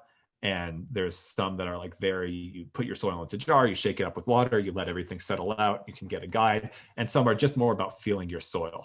And so clay, if when your soil is dry, it forms very hard, dense clumps. And when it's damp, it feels like clay. It's flexible. It can be molded into shapes. It leaves like a film on your hands. That's clay for people in our local area. Most of Chino Hills is clay. Most of Rancho Cucamonga is very rocky, but there's some pockets of clay there. Loam is a combination of sand with little clay. Sometimes there's a little bit of clay. Sometimes there's silt. Loam is kind of an ideal garden soil. Locally, most of our valley areas, Chino, most of it, Ontario, most of Pomona, good bit of Montclair have loamy soils. Sometimes with a good amount of gravel in it, but most of it is that loam, and that kind of performs in the middle. And then for sandy soil, that's where it's like really very kind of gritty, kind of falls apart in your hand when you open it. And then locally, we have like up in Rancho Cucamonga, Claremont, parts of Upland, some areas that are like very rocky, gravelly soil with some kind of like sandy loam in between. And so based on what soil type you have, whichever kind of manufacturer, kind of drip line you have on the website. Also, this is something that you can normally ask the people for advice at the local landscape supply store. You will get a little guide. I generally will do the same thing in reality for sandy to loamy and gravelly soils, which is a 0.9 gallon per hour emitter in each emitter at a 12-inch spacing down the line. And that is the most common one that you'll have just stocked available in stores anyways. They can always special order whatever you would need. Usually they can get it relatively quickly, but that's going to be the most common one, at least in this area. And the recommendations is that those are then spaced, the spacing in between those lines, 12 to 18 inches apart. For our Waterwise and native plants, 18 inches is sufficient. If you're doing like small, flower bed kind of things, you might go down to 12 inches in sandy soil. But I've done 18 inches with this 12-inch spacing and 12-inch emitter spacing, 18-inch between lines with that 0.9 gallon per hour emitter. I've done that in everything from like very, very gravelly soil down to really nice loamy soil. And it works quite well across the board. So normally, and in the industry, that 0.6 is available. It's not really used that often, to be honest. And then for heavy clay soil, and you're really going to want to confirm you have clay soil if you go this route. But if you do have clay soil and you use this spacing and those emitters, what you might have is too much water kind of pooling up on the surface too quickly. And then if there's any kind of bit of slope, it might start running off. And so with clay, the recommendation is to go to a much lower emitter rate, 0.4 gallons per hour, spacing 18 to 24 inches down the line, and then 18 to 24 inches in between the lines, because that water is going to spread much farther as it goes down. And then we already talked about it. Rainbird and Netafim are going to be the most common choices. And then you will see this term for both brands, CV, as an option at the end of their different models. Sometimes they'll have one, like for Rainbird, there's an XFS and then XFS CV. And what CV stands for is check valve. That's a little device that is literally in each one of these little emitters, so that when the water turns off, all of that water doesn't just drain out of the pipe. There's a tiny little device that kind of stops it from flowing back out, and that pipe kind of stays charged. You don't get a bunch of air into the line.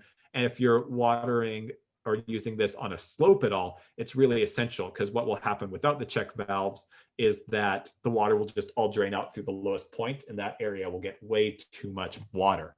Another nice thing about putting in the line with the check valve, as long as you're not literally burying that line in the soil, which is really just done mostly for turf areas, if it's on the surface and then covered in mulch and you have the check valves, you don't need to put in another device called an air relief valve. And then critical, all drip systems need to have that pressure regulator and filter.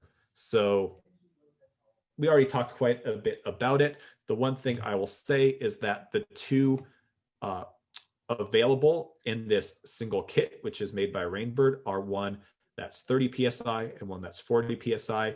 And a lot of the local irrigation supply stores only stock the 40 PSI. 30 PSI one is good if you're really wanting to keep an eye on your pressure and the pipe is close to where it's going to be irrigating and it's just a small bed. 40 PSI is kind of going to be the standard though. And here's just an example. This is a different brand of pressure regulator and filter separate with Hunter valves, but so this on the right, that's just a sprinkler valve that, because the area has a whole house style pressure reducer that's going to cover the whole irrigation system. Sprinkler just needs a valve. That's it, even though it's a high efficiency spray.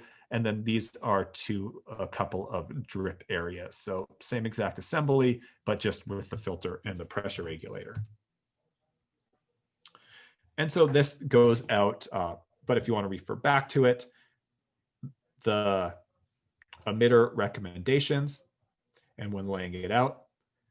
So because the default that we normally use around here is that 0.9 gallon per hour emitters, 1 inch spaced down the line, 18 inches apart, I'm going to give you a couple of numeric guidelines where I've done the math already for you based on that. You can always redo the math yourself or ask for guidance at the irrigation supply store, or even like Rainbird, I'm sure Netafim as well. They have customer service numbers where you can call and ask them your questions. And they have people with the technical background that can help you out figuring it out. So off of that 3/4 inch header, if you're doing a large area of this specific emitter and spacing, you can run approximately 800 linear feet of this drip line. Actually goes pretty quickly, but what that basically means is that usually if it was a spray system of the traditional type that was on a 3/4 inch valve, you can basically cover it. And then if you're using only the 1/2 inch drip line, like one of those looping systems that doesn't have that 3/4 inch header, if it only runs in one direction and doesn't actually close the loop back by plugging back into itself, and we'll look at some pictures a little bit later and we'll look at the layout, so if you don't quite follow that. But if you, for example, if you're just running a single length of that 1/2 inch drip line, you can run up to about 250 linear feet of it. However, if you close it into a loop where from the water supply, it splits out and then sends water down both sides and then comes back together eventually, you can actually double that capacity because that kind of manages the water speed. So you can get up to almost 500 linear feet of line by doing that. And we'll look at that in our design example. And so that generally won't be able to replace the whole zone, but if you tap into the sprinkler system in 2 or 3 places and do that, then you can catch that whole zone, because that sprinkler system is usually going to have that 3/4 inch pipe down buried below, and you can tap into it and use it. And so for those of you who are mathematically inclined, I'm not going to spend much time on it, but the reason for those maximum lengths is just that maximum water flow that we talked about earlier to keep that water speed from going too quickly. And then just another note, another reason why I always go to using all 3/4 inch line instead of 1/2 inch line if I have to do a new system is that you lose a lot less pressure through the line to keep your pressure right in that range where you want it to be by sticking to that 3/4 inch line. If you didn't quite follow that, not a big deal for this retrofit class. So we are at 10:48. Why don't we take our break? And then we'll get started by applying this to an example of a real garden, which will be my front yard when I started working on it. And we will look at how we could design each of those systems and then go through some step-by-step examples to conclude. So it's 10:48 or 10:49 now. Why don't we say we'll start back, just take a 5-minute break, and then we'll start back at 10:55. So if you have questions, type them in during our break. If not, go get a drink of water, another cup of coffee, and we'll start by answering some questions and then getting into trying to make this a little bit real. Okay, we are back, everybody. So just one question came in, and then one question from the chat from Cynthia. And for anyone else who joined us after the very beginning, all of these slides, as well as a video recording of this presentation, are going to be available to you. I will be posting a PDF of all of the slides of this presentation, including, so you'll have all the charts and everything like that. Immediately following this presentation, you'll be able to get that on our website at cbwcd.org/presentations. And I always post the most recent presentation up at the top. So Danny, if you could please type that into the chat. And then also the recording, after some light editing of the downtime, like cutting out our break, is going to be posted to our YouTube channel. And you will be able to get that at cbwcd.org/YouTube. That might take me a little bit longer. I'll get to that soon if I can, but should be up by this time next week. And that's cbwcd.org/YouTube. And that's what we do for all of our classes. So we always encourage people to join us live so you can ask questions. But if you ever miss one of our classes, we are currently recording all of them, or if you want to check out other classes that we've taught in the last few months, those are all on our YouTube channel. So question from Anik. I live in an area with hard water. Is there a risk that it would plug/damage the check valves and the drip lines or the filters and the pressure regulators? How often would they need to be checked or replaced? So I will say, if you are on municipal city water kind of hard water, that's very similar to what we have here as well, like, kind of get that build up on the shower head and things like that. Never really had a problem with that in drip lines. And in fact, at our facility, we are on recycled water, which is very high mineral content, and haven't had problems really with that. You might check your filters a little bit more often. Sometimes there's a little bit more buildup. I tell most people with municipal water, like if you're not on well water, that checking your filters every 6 months or so is plenty. And realistically, every year or so in most cases is going to be okay. But 6 months or so, and you're less likely to forget about it. And then you just blast it out with a high pressure nozzle and put it back in. So, you could start quarterly, but after that, you might be fine. Now, if you're on like well water, I've seen some cases, mostly in agricultural situations, where they have crazy, like undrinkable hard water in their well water, and the buildup in emitters is a little bit of a problem. Their replacement has to happen a little bit more often, but you might research online if you really think that it's going to be that much of a problem. Again, it's not something in Southern California I've ever seen in a residential situation, but there are ways to inject things to clear the line. And I believe I've heard of a diluted vinegar solution injected into the line to break up some of that hard water. So you might look into some of that.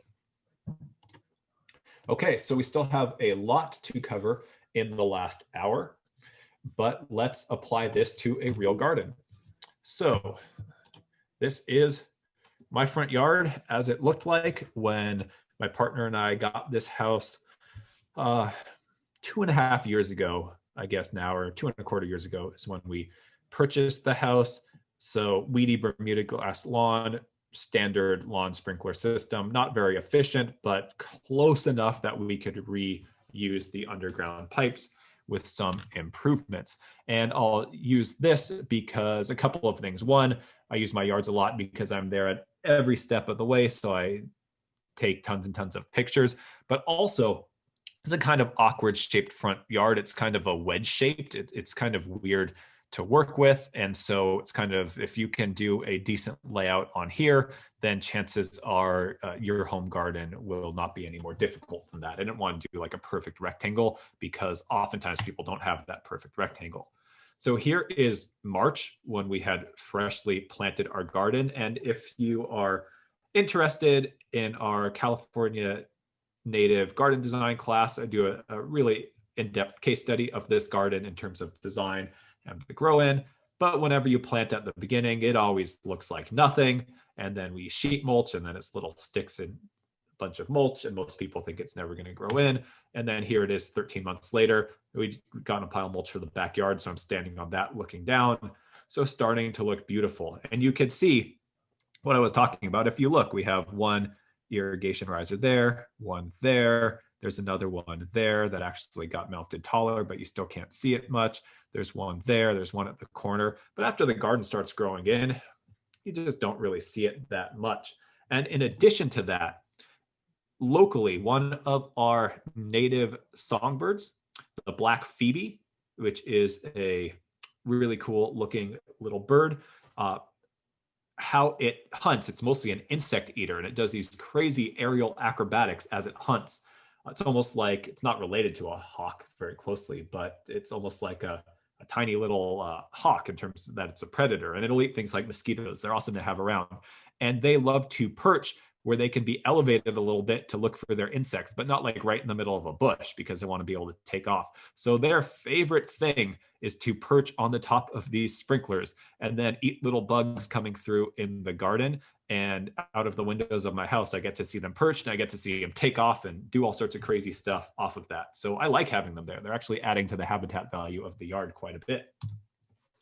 And so here you can see again, there are sprinklers kind of hiding here. There's one in the background that got mounted higher. So that's 4 feet high as the plant started to grow in, but you don't really notice them. Here you can see in the corner, this is a hedge that's growing in. And so here's one in the corner here, watering. The hedge kind of curves around. There's one spot of seasonal color.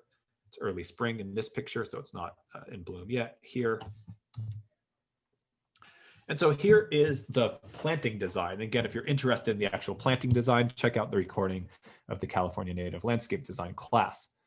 But why I want to show the planting design some is to basically explain structurally what's happening in the garden as the plants grow in. Some of them aren't even, close to that size yet in the pictures that I'm showing because they were planted still, it'll be maybe about 2 years that they've been in. So they're still, some of them are full size. Some of the larger long-term ones have quite a bit of growing to do. And it's that typical situation. We went from a lawn sprinkler system, which was here. These light blue dots are the locations of where all of the sprays were. And now we're going to put in this, where we have a couple of large shrubs that we're going to prune up into small trees. We have a mixed hedge of native plants that are going to be what I like to call a habitat hedge, really good habitat and food for songbirds and flowers for pollinators through here. That's going to be probably about 6 feet tall and about 5 feet wide. We have some lower areas of perennials here, but even some of these, this plant is 2 feet tall. These are lower in the corners.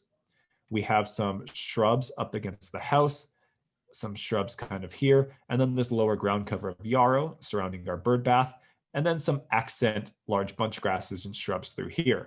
So not going to cut it at all as soon as things start growing with the traditional sprinkler system. In addition to that, we took, this is a relatively narrow driveway, and with how we have things set up, we kind of stack park. And so if you get out of the car, in the past, you could just walk on the lawn. So we just have a mulch for now pathway here, and we're not going to have plants in these first couple of feet over here. So we have to do something to support this new planting. And this yard could successfully be converted to either drip or spray. So we are going to look at both options in terms of system layout.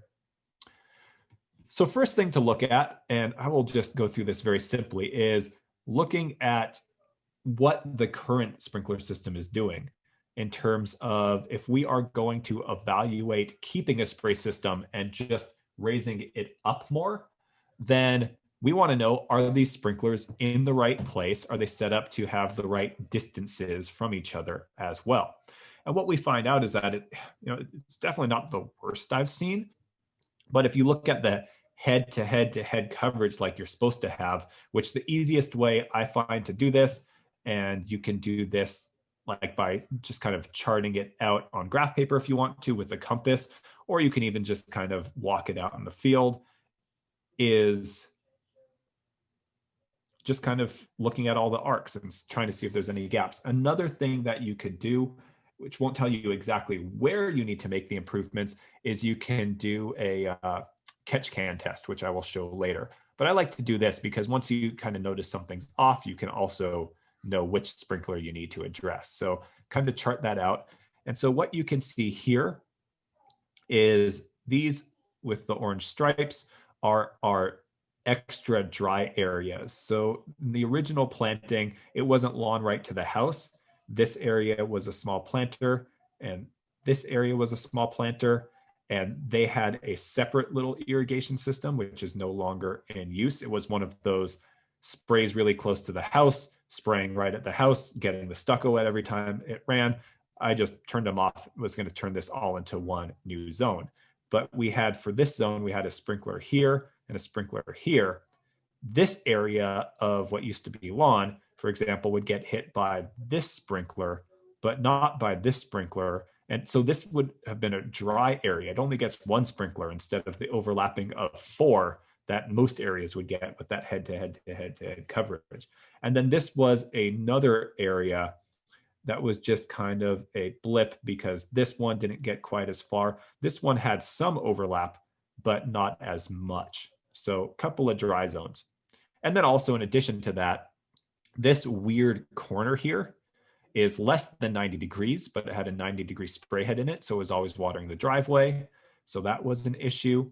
And then we also have now this pathway here. So we don't need to water that. So we need to nudge some things around and probably add another sprinkler here. So this sprinkler, if we're going to keep this location, can become like a 90-degree here. And this one can be a 90-degree here and get much better coverage into that area. And so here is the plan for those high efficiency sprays to be put in improved locations. We're going to add a sprinkler where we need it and set them on 2-foot tall risers.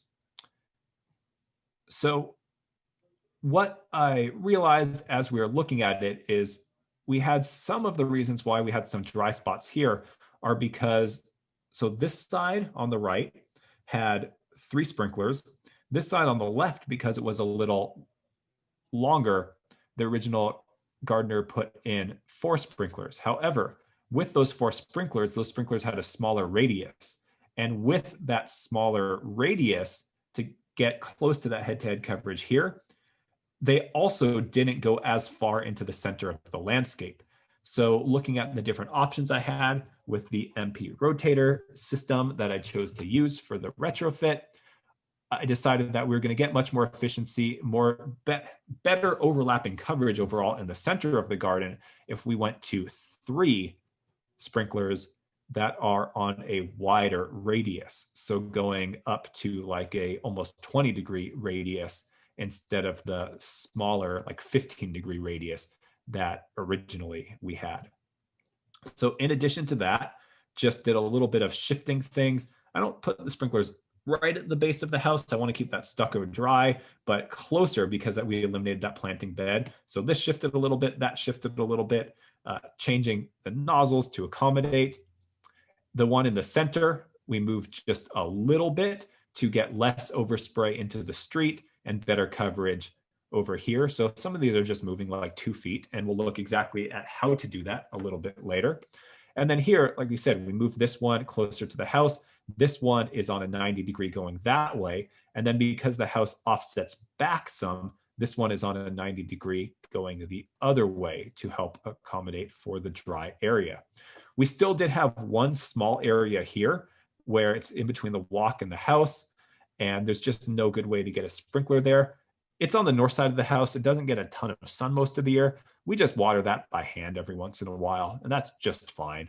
Don't mind. We have some potted plants out here as well. So when we do those, just water this with a hose. Works out just fine.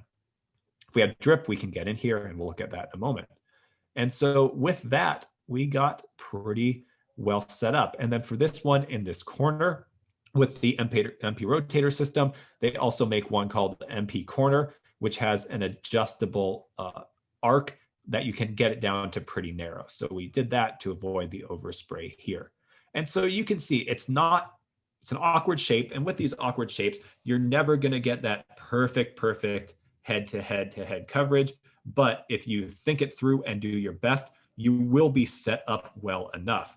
And then a great thing about working with the Waterwise and native plants that can get their roots out far and wide, even the smaller perennial ones, is that unlike a lawn, where if there's any difference in how deep the irrigation is getting, you'll see it, especially in like a heat event where either something will be brown or you need to overwater everything a lot. These plants are all pretty good at if things are a little bit less than perfectly even, because you just can't get that perfect layout because of the shape. You don't see any flaws in the performance, and I never increased the irrigation to accommodate for that. Things seem to work out pretty well. So thinking about your measuring and actual layout for it, I will sometimes work this out on paper, but honestly for this project, I didn't. First thing I did is I spent a long time just kind of pacing things out, spent some time with my tape measure out there. And then when it came to really refine where my sprinkler locations are, kind of with a little bit of measuring and eyeballing, I went out and I put down these cheap irrigation sprinkler flags of different colors you can get at any irrigation supply store or landscape supply store where I thought they were going to be. And then if you're going to be doing a big irrigation project or many landscape projects, I would encourage you to consider getting a 100-foot, one of the kind of cloth or fiberglass flexible tape measures. Super useful for projects like this. You can get them at any hardware store. You can do this measuring with a tape measure, especially if you have 2 people. One person can stay at the base of the flag, and then you can pull out what you think your radius would be, kind of swivel it around, mark it out some with some flags of a different color so you can check and see how far it gets. And what you're really looking for is if you put all your flags out in the locations where you think the sprinklers are going to be, you can go to one flag, swivel your radius, and see if you are in fact going to hit all the other flags. If not, maybe something needs to shift. And you do that back and forth for a little while, because sometimes you'll shift it too far one way, sometimes you'll shift it too far another way. And then you're going to want to also have that like specification sheet for your sprinklers to see the radiuses are also a little bit adjustable. There's a screw on it, so you can tighten them in some, you can let them out some, and just kind of make sure everything is as balanced as possible. Another thing that you can do, if it will be helpful to you, is once you are pretty sure that you have a radius that's going to work, if you have like an old bag of flour in the pantry, you can lay out your radius from that sprinkler and kind of dust out some of that flour as a little bit more permanent of a marker. And you can always just scuff it up with your boot or with a hoe if that ended up being in the wrong place. The reason why I like working with these 100-foot tapes, among other reasons, is that it's easier to kind of pull that arc. It's still awkward with a normal tape measure with 2 people. I'm often doing this layout as just by myself. And so you can get like a 10 or 12 inch long landscape stake or landscape spike at the hardware store or the irrigation supply store. You can pound it partway into the ground, making sure you don't put it too deep through a pipe, but just in enough to secure it. And then use this loop in your tape there. And then you can pull it and kind of rotate all around there. It's a nice, easy layout tool. And so that's kind of the basis of the design. And then this is that garden at 2.5 months, growing in a little bit more. Again, we looked at that 13 months already. However, even with this good layout, while we have the advantages of the spray of it's really easy to check for leaks, we do get that nice overhead water, whereas the plants grow in, they won't accumulate water too much right at the base of the plant. Don't need to worry about that. It's nice to be able to just wash things down every once in a while. Like we just had the wildfires, and then I did my once a month deep irrigation soak, and it just nicely washed down all the leaves. However, as things are growing in, you can see these 2-foot tall sprinklers. These grasses are getting tall here. Our hedge is starting to grow in.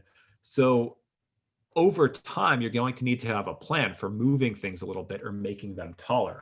And so I've started to do some of that already after just like a year and a half. And so you can see here, these 3 that are the magenta over the yellow where the original sprinklers are, those are all ones that I've already added on another 2 feet of sprinkler. And in addition to that, on these 2, I actually installed on top of those 2 feet a 12-inch pop-up spray body that gives me additional height. When it turns on, that pop-up sprays up. The shrubs around these areas have gotten tall enough that I can put in that spray sprinkler body, and you don't really notice it that much. It would look crazy if I had that 4 feet tall with that spray body on top of it planted at the beginning, but now it just kind of blends in. And then on this one, I just have the total of 4 feet, that extra 2 feet on the other side of the hedge. Now, as this hedge grows in though, probably by spring, I'm going to have to reset things and take these 3 sprinklers, move them over to the other side of the hedge because it will start blocking it. Now, by then, these very durable Waterwise shrubs will be well rooted in. Their roots will go far and wide. And my plan is to probably not have any sprinklers on the backside, but just have these that are shooting that way. But they're also adjustable. So I'll adjust them to be even a little bit wider than the 180 degrees to have some water going back to run into the outer canopy of that hedge. And I'm pretty sure that that's going to be fine. I'm not going to have to add extra water. Worst case scenario, I'd have to run just a small loop of drip line underneath and maybe run that from a hose or install another valve to go once a month. So again, no perfect solution, but based on native plants, having something that's close and not wanting to run and then maintain a grid of drip line all across this, that's how I decided to go with this. I don't mind seeing those sprinklers. So it was just a nice, easy way of working things out. Requires a little bit of maintenance, but very little maintenance because it's a very solid system in terms of finding line tears and needing to crawl in between plants and fix kind of tears in the drip line, which is not always that bad on a residential situation. Like for example, we're probably at about 6 years since I redid all to a drip grid my parents' front and backyard. That was going to be the thing that made the most sense for them.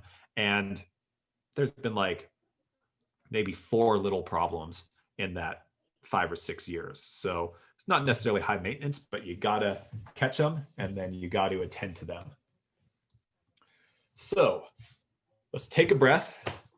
We can do this. If it's information overload for you, don't worry. If you don't absorb all of it this time, you are going to be so much more prepared for this project than the vast majority of people I talk to, and you can rewatch things later once you decide what approach you're going to use, or if you need to work with a contractor because you're not going to be taking it on yourself.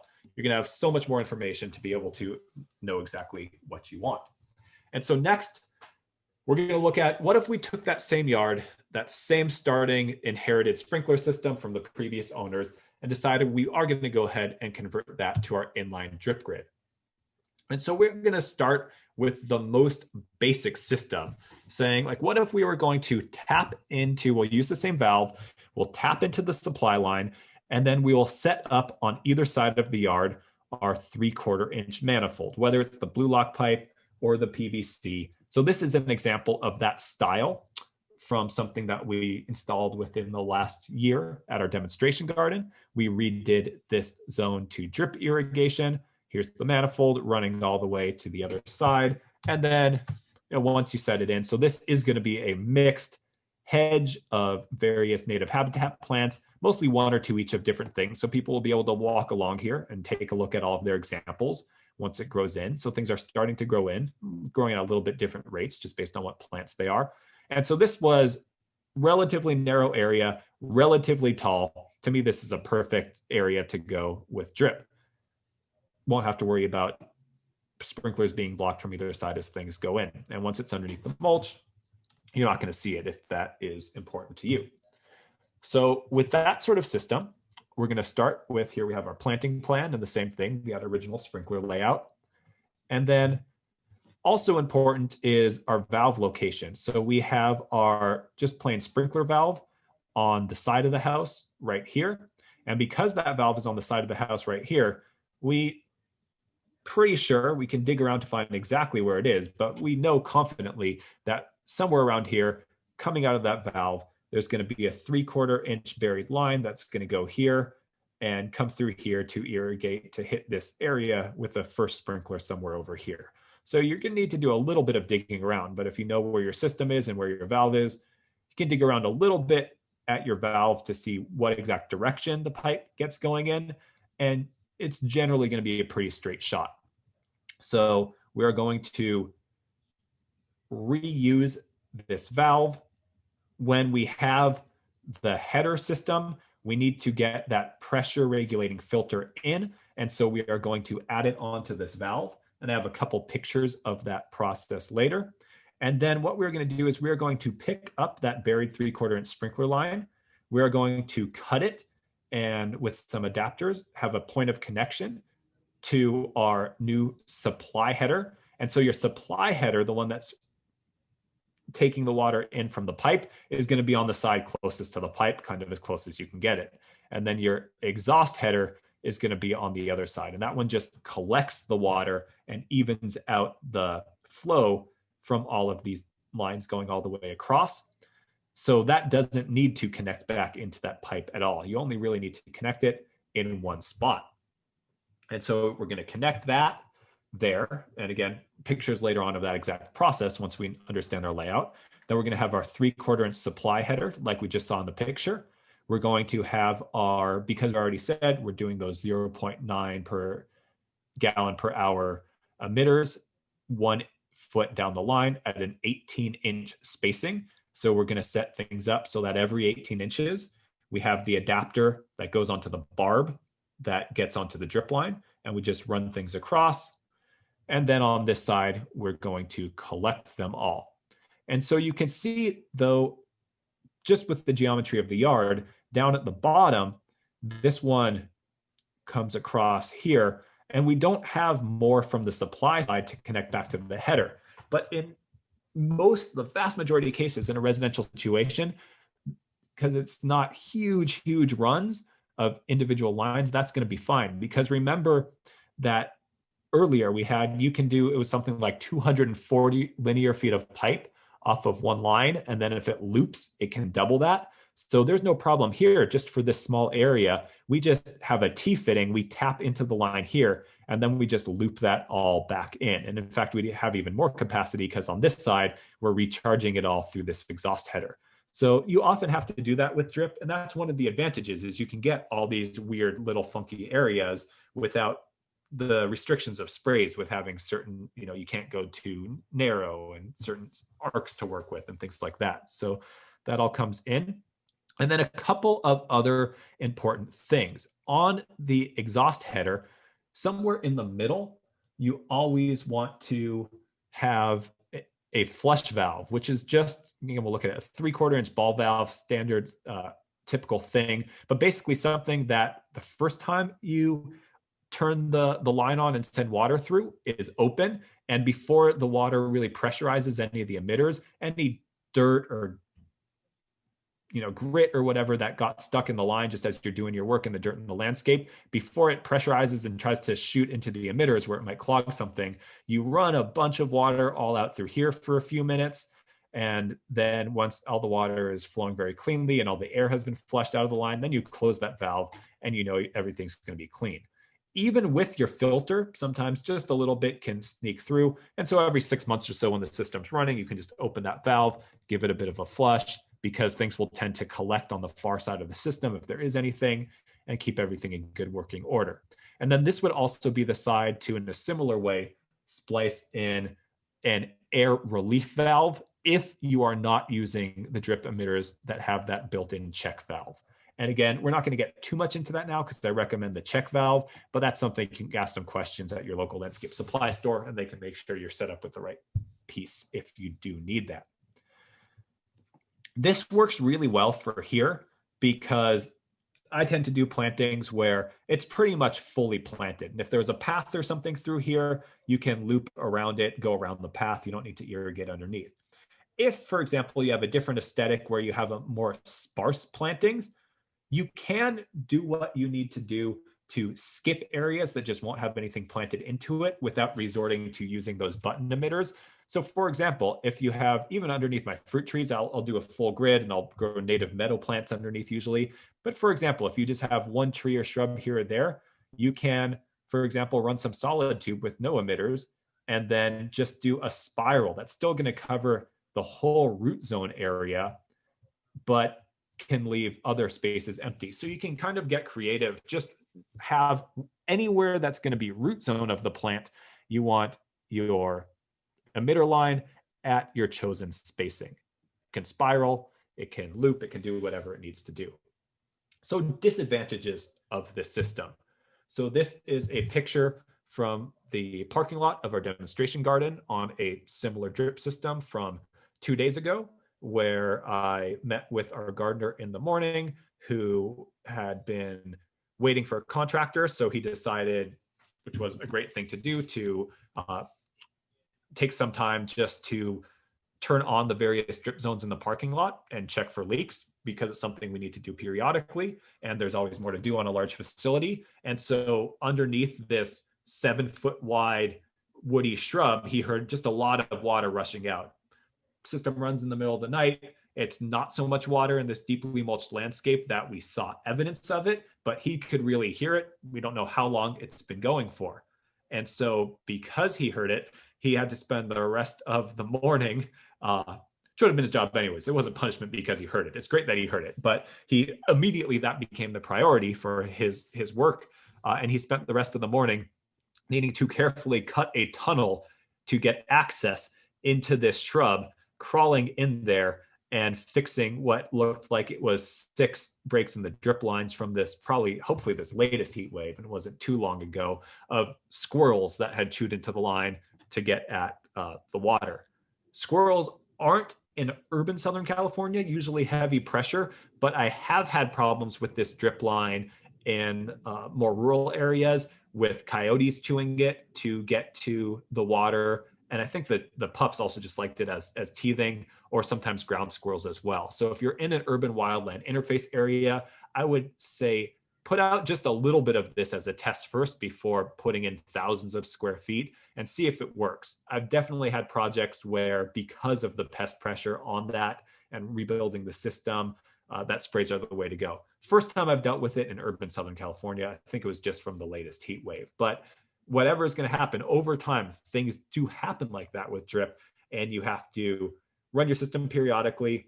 You can't always see it, but you can normally hear it. It's either a hiss or you can hear it going, and then you're going to have to do some acrobatics to do your fixes or have your gardener do that.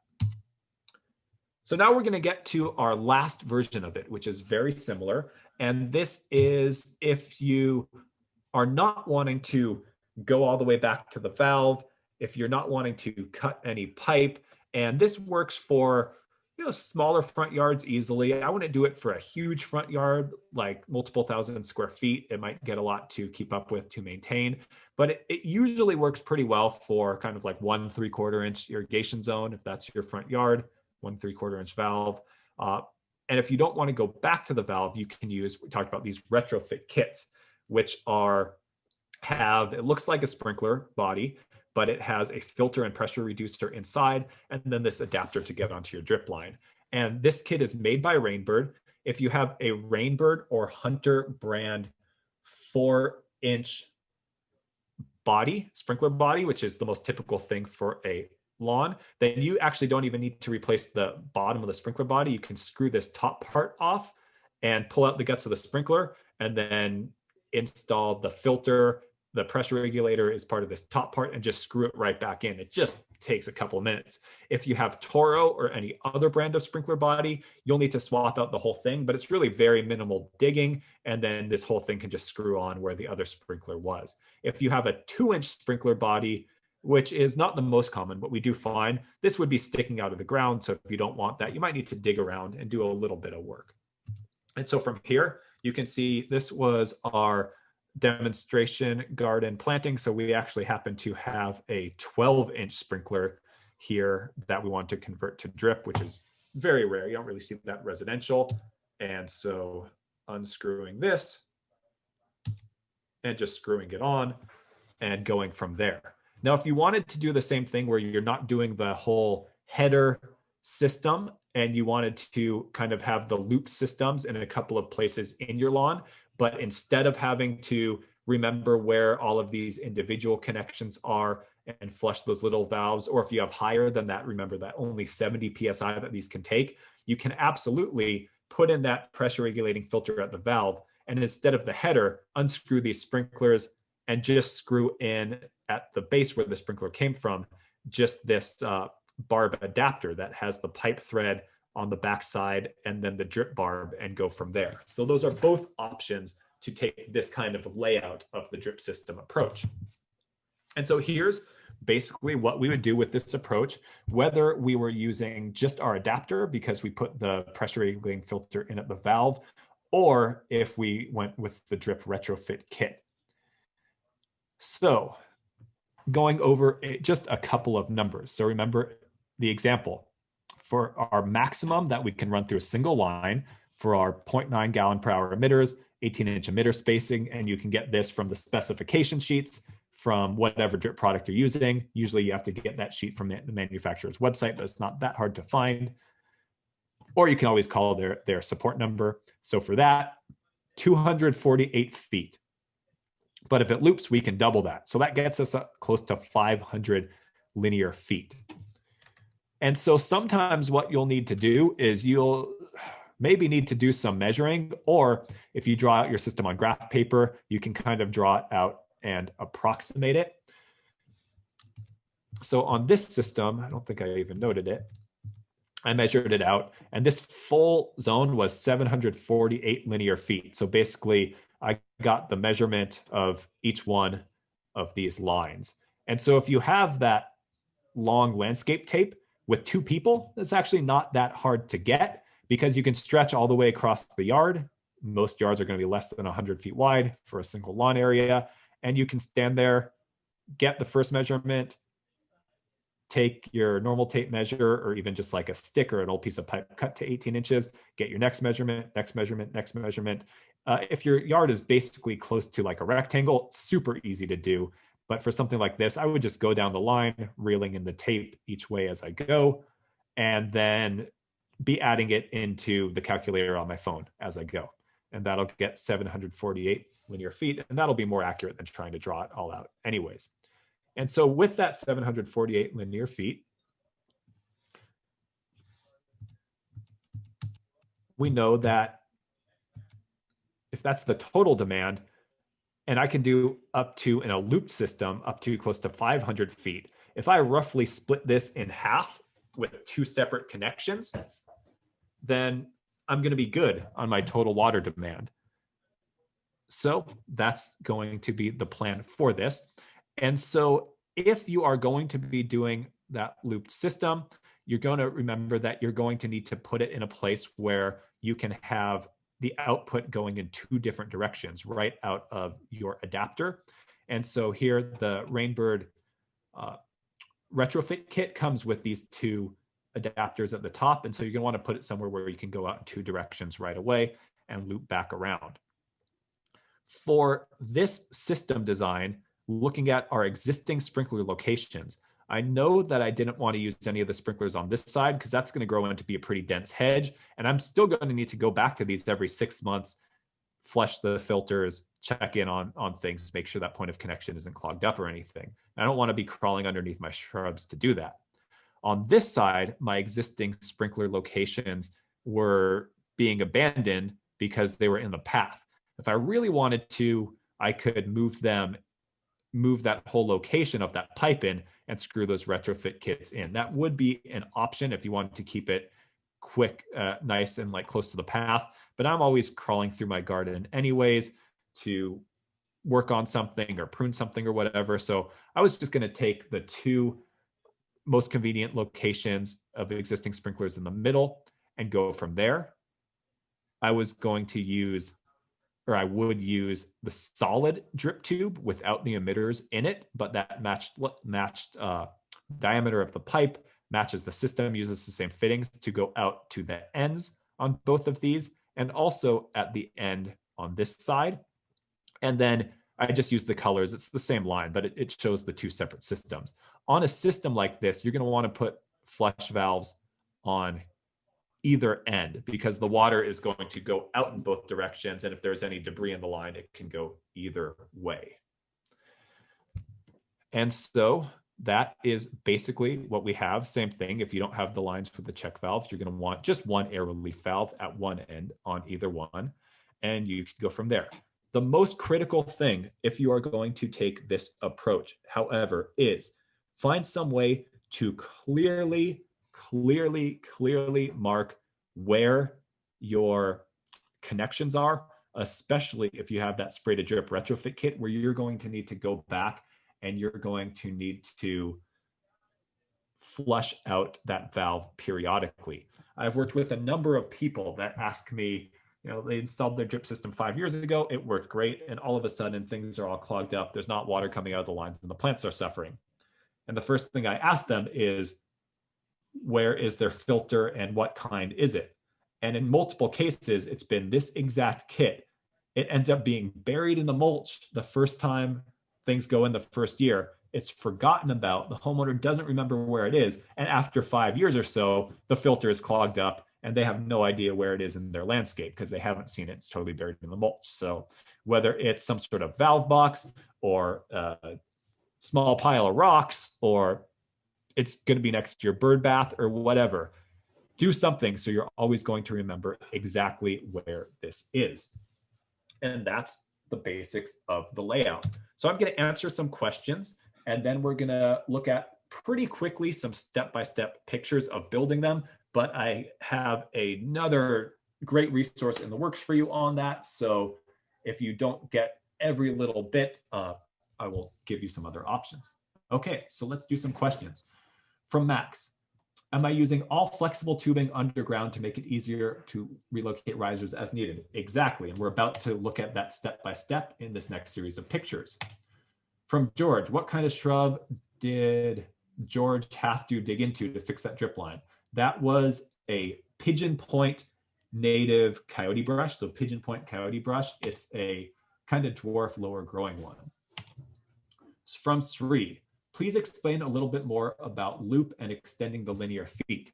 Okay, thank you for asking. It is kind of not the most intuitive concept at the beginning. So you'll remember that we talked about the reason why we are restricted to a certain number of linear feet of pipe is because of the total water demand along that pipe out of the emitters.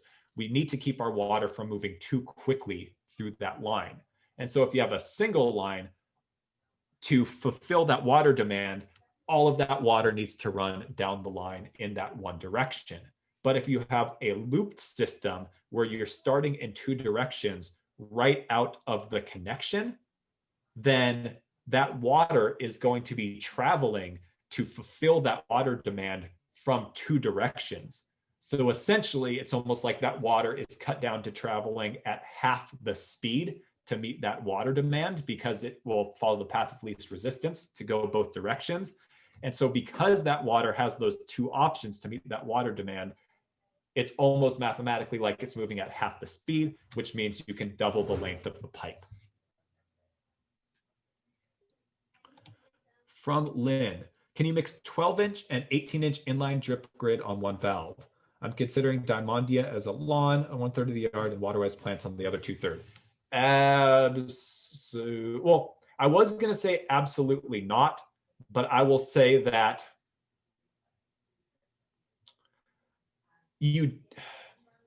I would say you absolutely don't want to mix 12-inch down the line spacing and 18-inch down the line spacing.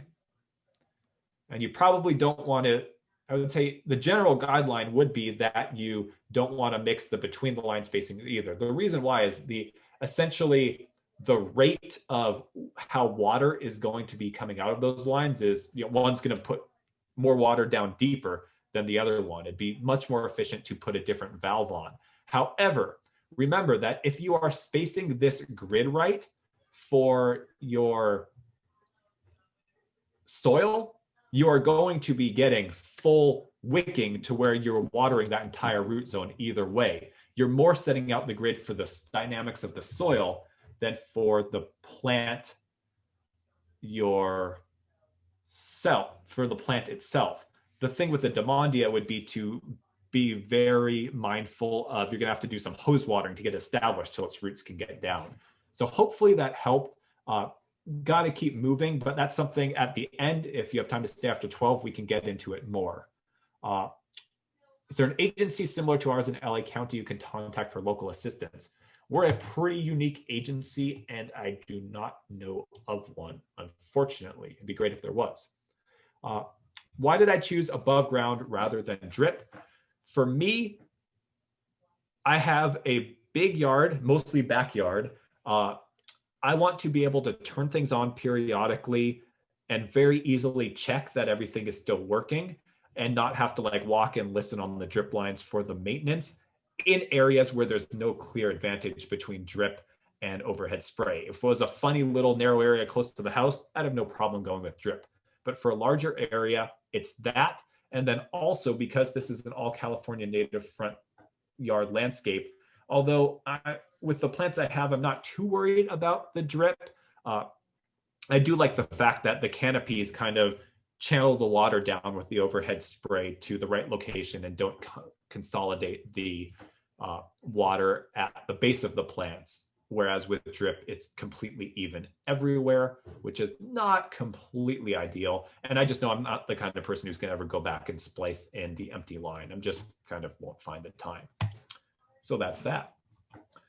Okay, so building our systems. So what we're going to do now is look, and I'm going to say, I'm going to go very quickly because it's already 11:40, but I don't want to skip any of this. That other stuff is like, you need that foundation. We can't give you every last detail that you would need in an online class like this anyways. So we're going to look at some step-by-steps for the system. However, for each of these systems over the last couple of weeks, our team has also filmed detailed videos where we are done shooting the tutorial videos, haven't finished editing them yet. That might take another couple of weeks, but they're going to be a supplement to this class. So for example, for our drip grid systems, there's going to be like an 1.5-hour video where you follow me and kind of see my hands doing the things step by step. And so a number of the things here are screenshots from those videos. And so as soon as those videos are up online, I'm going to send an email to all the people who registered for this class, so you will all get it, with the link for those supplemental videos. So these are kind of the stills, but those videos are really going to help pull it all together and be what I would encourage you to refer to if you're actually going to do it. So for example, if you're going to do the drip, you don't necessarily need to watch the spray video, but spend the time with that drip video, because you are going to see many techniques and tips in that video that just don't translate to a presentation like this. So we're first going to look at building out our spray system. So this is literally the example that we looked at. This is my front yard when I was doing the spray system. So here we have our 1/2 inch, 2-foot solid risers, sometimes called a nipple. It's a piece of gray pipe. The gray pipe is the stuff that can be in the sun. The white pipe should never be left out in the sun. Already has the 1/2 inch threads. This is like the exact thing that you see when you see the raised sprinklers on the side of freeways. And we need to secure that in the ground. So my favorite way to do that is with a pre-cut piece of 1/2 inch, 2-foot long rebar, which is available from the landscape supply store or the big box hardware store. And to hit that into the ground, a 4-pound sledgehammer really difficult to both get the force and always line it up with a hammer. Takes forever to do it. If you have any gravel, it just doesn't work well. So you need that 4-pound sledgehammer. And then these little stainless steel clamps that tighten down with a screwdriver to connect that riser with the rebar, hold that in place. Your Teflon or thread steel tape that you use for any fitting that's screwed in. And then we're also going to use a flexible pipe system to move the sprinklers when we need to move them, which is going to use what's called Rainbird. It's a swing pipe. So it's a flexible rubber pipe that has its own kind of fittings. So this is the threaded adapter. And so here you can see without the label on, it's called a spiral barb, and those kind of screw in. And then a shovel, trenching shovel if you have one, but if all you have is a normal spade, go with what you have. And so here is a quick example of, here is the location of a sprinkler. So you're going to dig that up. You're going to dig it up carefully because you never know when you'll come across something like this is where the control wire for the irrigation valves was run. And if I just kind of went digging in there, I'd cut it, big pain in the butt to fix. So you're going to dig that up. And then if it's a system that's been put in the last number of years and it was put in well at all, chances are this is not going to be directly on the pipe, but it's going to be connected by what's called a swing joint, which is a flexible rubber pipe with then an adapter that goes into it. So if the sprinkler stepped on, it doesn't like snap the pipe underneath. So that's going to be this example. In the video, I'm going to show the other things that you might come into and what to do about it. There's adapters for all of those. But if you have this swing pipe, it's really easy. You just unscrew the sprinkler, wrap your Teflon tape on, which goes always, if you're looking down at it, you go clockwise 3 times around with that Teflon tape. And then you're going to screw in a threaded 1/2-inch coupler, basically because you have male threads on the riser and the other thing, and you need them to connect. So that's your coupler. Tape on your riser, screw that together. Never use wrenches with these. It's all hand tight. If you use wrenches, you can over tighten and crack things and end up with 2 useless parts sometimes. So hand tight. Then you can turn it on and check for leaks and know if you need to tighten it more. And so here, that's what we have. But we need to secure this in. So our 2-foot rebar, and poke around some before you hit that rebar in. You want to make sure that you're not going to be pounding this directly into that pipe that's buried underground. I often just kind of start soft and do it, but I'll dig around a little bit and make sure I know where the pipe is going. Based on the fact that this was a corner sprinkler and the swing joint came all the way out here, there are no sprinklers farther that way. I was confident that the pipe had already turned. So you're going to hit that in. Worst case scenario, you can fix it if you need to. And then you're going to use that steel clamp and a screwdriver. If you're doing a lot of these, they also have a hex head. So you can use a little, if you have a little power tool screwdriver, you can tighten them way faster if you're doing the whole yard, but just a normal small screwdriver works just fine. And there we go. From there, we'll show later, after our other example of moving it, flushing the line and putting the sprinklers on. But this is where you stop it for now. You don't put your sprinklers on yet because you're going to want to flush out any junk in your line after doing work before putting those nozzles on. So here is the example of having to move one of the sprinklers. And you can see here, I always say, finish your sprinkler system before you put in your plants. And that's the best practice. But in reality, we were losing the planting season. And I knew if I put these plants in, I'd already figured out what I had to do with my sprinklers. They're going to take a little while to start to grow. I had 6 weeks to 8 weeks to get it done. So wouldn't recommend it, but sometimes that's reality for project schedules because I didn't want to wait and have it be too late in the season. I always try to plant California native plants, ideally fall, maybe winter, no later than March. And I was right up against that. So here's the sprinkler location. And here's where it needed to be. And again, if we hadn't mulched already, it would be easier, but that's reality. So digging up our sprinkler, unscrewing it, same thing. If there's a little dirt on the threads, just use a rag. You always want to have everything be nice and clean so that the threads screw together well. Putting on our Teflon tape.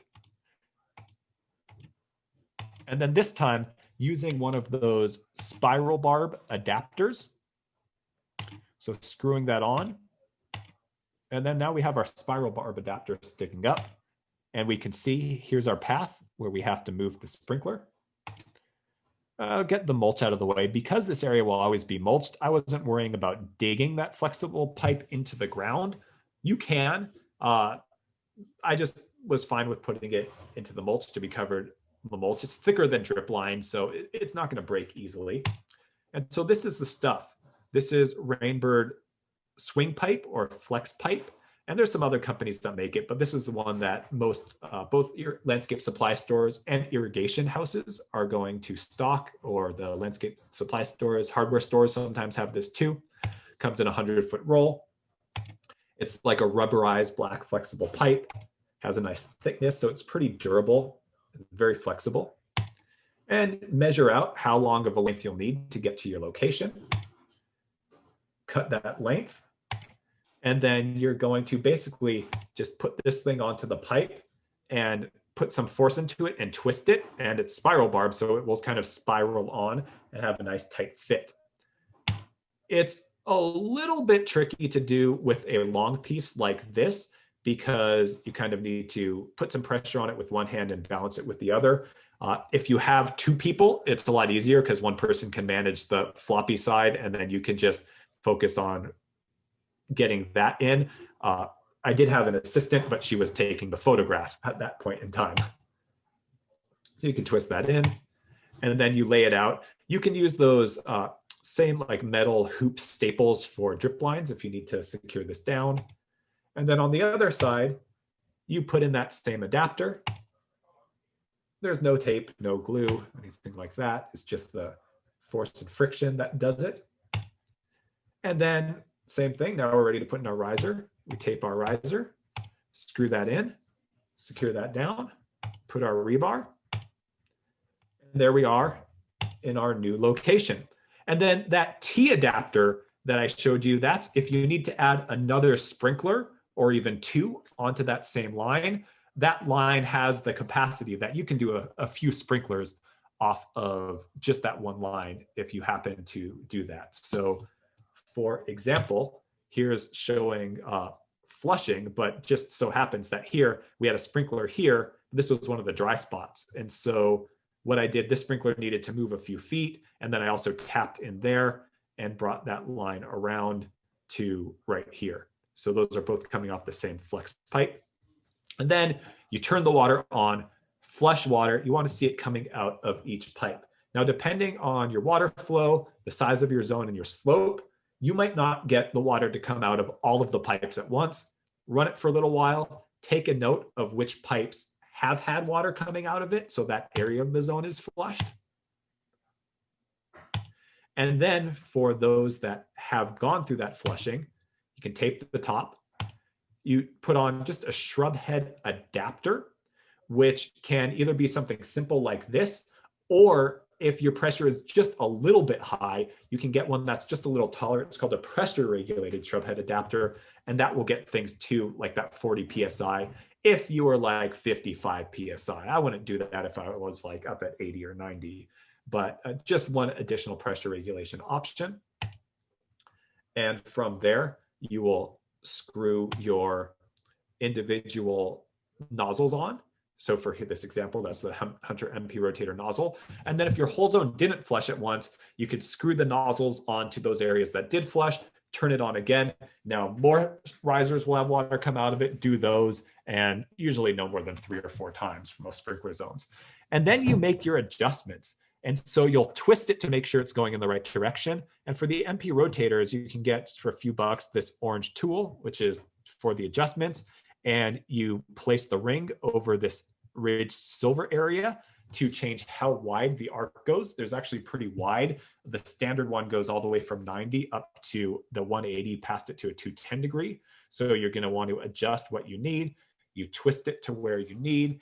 And then the radius, how far it flies, can also be adjusted. There's a little, almost like a mini little screwdriver in here that goes on the top, and you can pull in the radius a little bit. There's a range to it, but that's a way to, like, if you're roughly there, help prevent some overspray onto the driveway type of thing.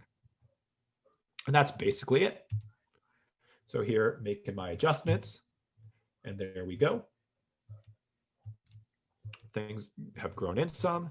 And then here's just a picture from a couple of days ago where you can see it's the end of the season. I've been waiting to do any fall cutback until the heat's gone. But you can see here are the ones that I've had to put on those extra tall pop-up sprays to where they get even taller. But then when they're down, you really don't even notice them in the landscape, and I could still get my nice overhead. Here's that backside of the shrub where I told you I already had to put one taller to get above the top of the shrub. And the next year, because these are on flex pipe, it'll be pretty easy to move them on over to the other side and then just make sure that the shrubs are looking good and that I don't need to install any supplemental drip line. So I'm going to just keep on pushing through since we are getting towards the end. We're going to cover kind of the exact same thing for a drip example. I might need to go a few minutes past noon. First time we've taught the class, it's always a little bit of guesswork for how long it's going to take. So any of those, if I do go past noon, who can't stay with us and you want to get back to it, the YouTube video is going to be available. And then hopefully most of you can stay just a couple more minutes. Shouldn't be too much longer. So for our drip grid systems, here's going to be the most important parts. Our drip line, whichever brand and specification you want. If you're going to use that spray to drip retrofit kit, those staples to hold down the line. We're going to have our fittings, all sorts of fittings, but we go through normally in doing this a lot of those T's and a good number of these elbows. If you draw your plan out on paper, it is worth it to really figure out how much line you need. It will normally be more than you originally assume, and how many fittings you need. You are going to need more T fittings than you would just assume if you didn't count them out. And I always just buy, they come usually in bags of like 25. I buy a few bags extra. I would much rather return them at the end of the project all at once than find myself having to go to the irrigation supply store extra times. And even if you do your best, you will almost always be making extra runs back to the irrigation supply store. Been doing this for a long time and it still happens to me. So I just get a little bit of extra of anything that I need a lot of, and you can always return them later. And so this is the example of what we're going to be building. This is a nice small zone, but this is just an example, would be expandable. We are redoing some turf alternative demonstration plots at our demonstration garden right now. And so they're just rectangular dirt areas, so perfect for an example. And these are all screenshots of the video that we did for this. So there's going to be so much more information on the video. If you're actually going to be putting this in, it's really going to be worth your while to watch it. So we're starting with installing our retrofit kit. So taking out the guts of the sprinkler, unscrewing our retrofit kit top, screwing that back down, a little bit of Teflon tape, and then installing that adapter that comes with the kit. And then what I will do is I will measure out the exact locations where I want my lines to run ahead of time and just use some of those drip staples that I'll be using to hold the line down later to mark the location. So in this case, this was, I think it was 7 feet wide. So an exact 18-inch spacing wouldn't work. We needed to crowd it together just a little more to a 16-inch spacing to have a nice even grid. And so in the video, I'll walk you through the math of how to figure out exactly what your spacing is going to need to be. On a much wider kind of full line or full yard, you will be able to be pretty close and you can just kind of fudge the last 1 or 2. So whenever you're using any sort of tube, plumbing product, drip tube, that flex pipe that I just showed, and it comes wrapped in saran wrap like this, you always want to leave that wrapping on. If you take that wrapping off and then open up the other little, usually black plastic straps that hold it together, it's just going to all want to unravel from you. So if you only cut the inside and leave the saran wrap on, unroll it from the middle, that whole thing will hold together. It's much easier to work with. And then I like using that insertion tool because those little hooks on the end, you can stick those into the pipe and kind of turn it back and forth some, loosens it up just a little bit, makes it easier to stick onto the barb. And then another good tip is to leave your pipe out in the sun for a couple of hours before you get going. If it's a warm day at all, if it's the middle of winter, it won't help that much. Makes it easier to just kind of force that pipe onto the barb. A little bit of a push and a back and forth motion with your wrist does it. You'll be able to see exactly what I'm talking about in the video. If it's a cold day, you can also pull out a hairdryer and just blow on the ends of the line a little bit before you push the barbs in if you're having any trouble. And then from there, you can roll it out. Easier as a two-person job with one person to secure it, but you can definitely do it as a one-person job. And then when you get to the end, you can use, it's a drip cutting tool that's available at any store that sells the drip line. And if you're going to do a lot, that's the way to go. If you have a really sharp garden pruner and you're just doing a little bit, you can do it, but the cuts aren't going to be quite as clean. And then you just push the fittings on. So our 90 degree there. As I go, I'll do a few of the staples just to hold the line in place. And then I'll add my extra staples at the end. And so because I've had using these staples, I've marked out the locations.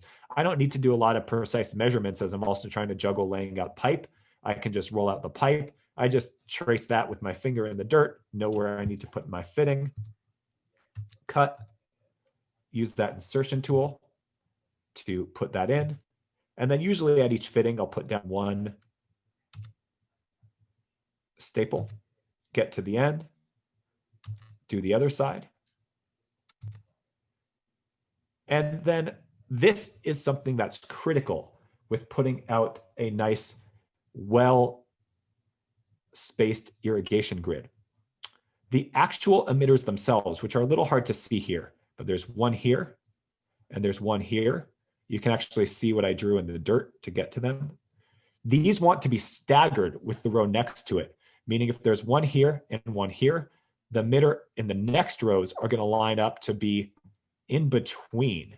And so normally to do that, I'll just kind of quickly draw out in the dirt, maybe you come across where it needs to line up. And then sometimes you'll need to cut the backside, almost always just a little bit different to really line that up perfectly. Again, check the video, you'll see exactly how we do it. And so from there, just running everything together at our rough spacing, installing that flush valve. So what you're going to do is you'll just go directly across from the point of connection, which is over here, kind of buried behind the pole. You'll cut into the line on the opposite side, splice in a T-fitting, splice on an extra little bit of pipe, and then splice on a little insert valve, which is a tiny little ball valve. And make sure when you are done to leave that valve in the open position. So that's going to be with the stem of the valve running parallel to the direction of the flow of the water. Because if you leave it closed, you might forget, if you're anything like me, the first time you turn it on, the system's going to pressurize and try to push all the water and any grit out through the emitters. If you leave it in the open position, even if you forget to think about it, first time you turn it on, it'll be in the flushing mode already. And then you're going to need to cap all the rest of your sprinklers that you aren't using. So going to be pulling out the guts. And then you can buy a bag of caps for whatever your sprinkler manufacturer is. Rainbird and Hunter. There's a few of the like smaller than standard ones that you can't get caps. If you can't get the caps, you'll just have to unscrew the sprinkler body and put a little like white PVC cap down. But if you have, especially the Rainbird or Hunter sprinklers, and you're fine with these being here, you don't even need to do that. You can get a package of caps. And so you have the plastic caps, and you also have a little bag of these O-rings, which you need for a watertight seal. So there's a little channel. You use your fingers to carefully seat that O-ring in that channel and just twist it on, hand tight, watertight seal. And then one last sprinkler, I will do something different with. I will take off the nozzle and I'll install this little adapter you see here, which goes from the thread pattern that the nozzles are on, which are smaller than our 1/2-inch pipe thread, up to a 1/2-inch pipe thread. and that just hangs a little bit there so it won't suck into the sprinkler body. Put your Teflon tape on, and then just a threaded 1/2-inch PVC cap, and that's what's called a tattletale. So if the system is pressured and on, that will actually raise the riser from the sprinkler without letting water out as a visual indicator that the sprinkler is on.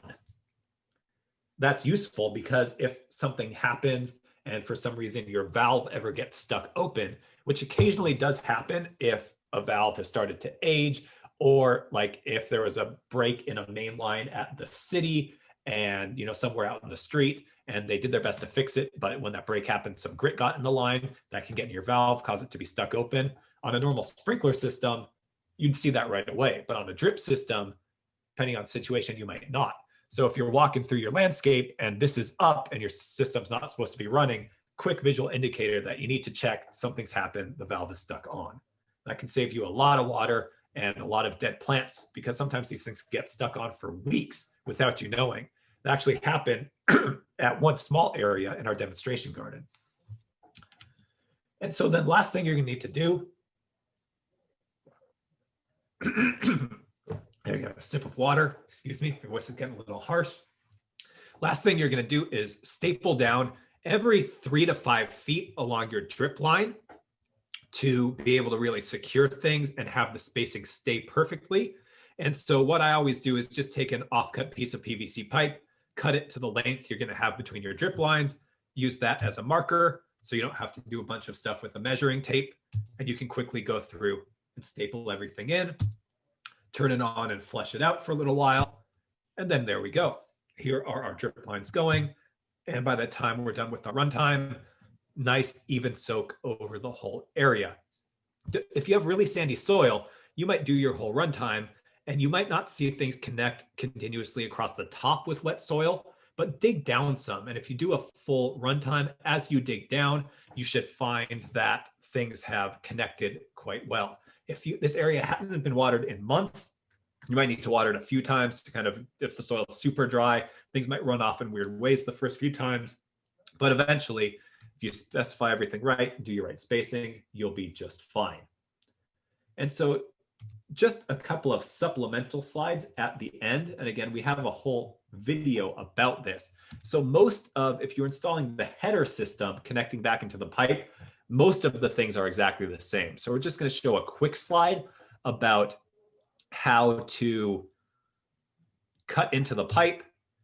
You're going to have some adapters, which again, we'll explain in the video, that will then get from the pipe out to the kind of pipe you're going to use for your header. You can use plain PVC pipe for your header, but I like to use this drip lock product that has those compression fittings that we talked about. And then you set up both sides of the drip zone in the exact same way. You can just go much longer using this 3/4 inch pipe. So it's all the same thing. It's adapters and fittings, just with a different size, different brand. On the flush side, so the side that we first looked at was the supply side. Now this is the other side, the flush side, or the exhaust side. And on something like this, that's where you put your flush valve. And then you run everything in the exact same way. So it's just a way of being able to do a larger contiguous area instead of needing to separate it into sub areas by having that 3/4 inch line in the header, which gives you that extra supply capacity. So moving through, last few things. And again, this is another whole video, so we're just going to go quite quickly. If you need to either change your valve or you need to add in your pressure regulating filter at the valve, you can absolutely do that. And here is how. So this is the valve manifold that I inherited at our place. The valves are decent. They're Rainbird valves. Shouldn't have white pipe above the ground. And then the wiring was not done well. These are not outdoor wire nuts. I'm actually going to swap out this whole valve in this situation because there is this valve is going to happen to do a very small area. And if you have a really small area, it's a good idea to swap out. Rainbird makes a low flow valve specifically designed for very small areas. If the valve is doing a very small area, sometimes they'll have a problem closing. So first thing you need to do is turn off some sort of valve to cut the water supply to that area. And then you are going to dig up the area to be able to access. You're going to need to cut this, even if you're keeping the valve. You're going to need to do some cutting here to screw in your pressure regulating filter. Make your cuts. And then after you do your cuts, you can untwist the part that's screwed into the valve as well. And then if you're doing your pressure regulating filter, you wouldn't need to do anything to the supply side. You can just screw that in there. You usually need to take out the cap and the filter to get the room for the turn that you need. The whole thing assembled won't be able to turn. It'll hit the back pipe. And you're going to do your Teflon tape and screw that in. But in this case, we're going to swap out the whole valve. So you cut this side, and again, make sure your water supply is off. You need to make sure if you don't have an isolation valve, you would need to have the water turned off at the meter. And when this glue dries, you need to have that all off for up to 24 hours, including the water in the house if you have to go all the way back to the meter. So that's why these isolation ball valves are super useful, because now I can just do work on this irrigation zone. And so with that, if you're kind of homeowner doing it first time, gluing on the fully pressurized side might be something to have a landscaper or a contractor do. That really needs to be done well, because that's under pressure all the time. After the valve, worst case scenario, something happens, you make sure the valve turns off and you can fix things. But things can get a little dicey on this side. If you've glued pipe before, though, it's quite simple. And if you have that isolation valve, worst thing that happens, you turn it on, it's leaking, you turn it off, you cut some more, you re-put in new fittings. And so then these are all just the same standard threaded fittings. So threading on our Teflon tape, carefully lining it up and screwing it into the valve. I like to do as many connections to the valve as I can do outside of the hole, because everything stays nice and clean. If I'm working in mulch, you can see I have the top of that storage bin just to keep things nice and clean. So I tend to use, these are very similar to the 2-foot risers or nipples that we used for our sprays, but these are just a 1/4 inch size. And I'll use that, and then I'll just cut off the bottom thread where we need to glue it in. And then on that side, you can screw in the pressure regulating filter. You're going to need a coupler, and then our other 3/4 inch riser. And so here I am just lining things up. You need to make sure that this is going to be able to be glued in the back. And then you're going to want to make sure that this in the front is the right length to be able to be lined up to have a 90-degree fitting and then connected to this pipe. So you can see I've already glued the slip or glued coupler fitting on there. And now I'm gluing the pipe. We have a great video online that Brandon, our conservation specialist, has done about how to glue fittings. So if you need that, that's already up online for you. You always put it in at a slight angle so you can do a 1/4 turn and get things lined up. And then there's always a little bit of play in it before it's really lined up. So this will align once everything's together. And here on this side of the valve that's not under constant pressure, if you don't like gluing, you can also use a product called PVC lock, which works great. It's also a non-glue kind of compression fitting with a little rubber gasket and some metal teeth, and no glue to wait to dry either, totally non-toxic. So you slide that in.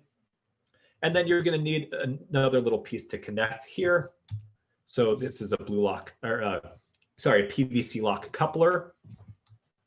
And then kind of stick the pipe down in there, figure out how much length you need. Remember that you always need some extra length of pipe to actually go in. Usually it goes in about 1 inch to each coupler, and secure it. And then push those together. And then you're going to wait overnight before you turn this on to make sure that all the glue has dried. And then on our wire nuts, one of the most common reasons when we do our program where we visit homeowners' houses that valves aren't turning on is because outdoor waterproof wire nuts were not used. They were just like this, indoor wire nuts that somebody had in a truck already, wrapping it with electrical tape. They are a little bit cheaper, but they don't protect the wire, and it will corrode over time and cause connection problems. So that's what the typical indoor one looks like. The outdoor ones, which you can get at landscape supply stores or any hardware store, they close around and there's a gel inside that totally isolates the metal from any moisture that might be in the atmosphere or from rain.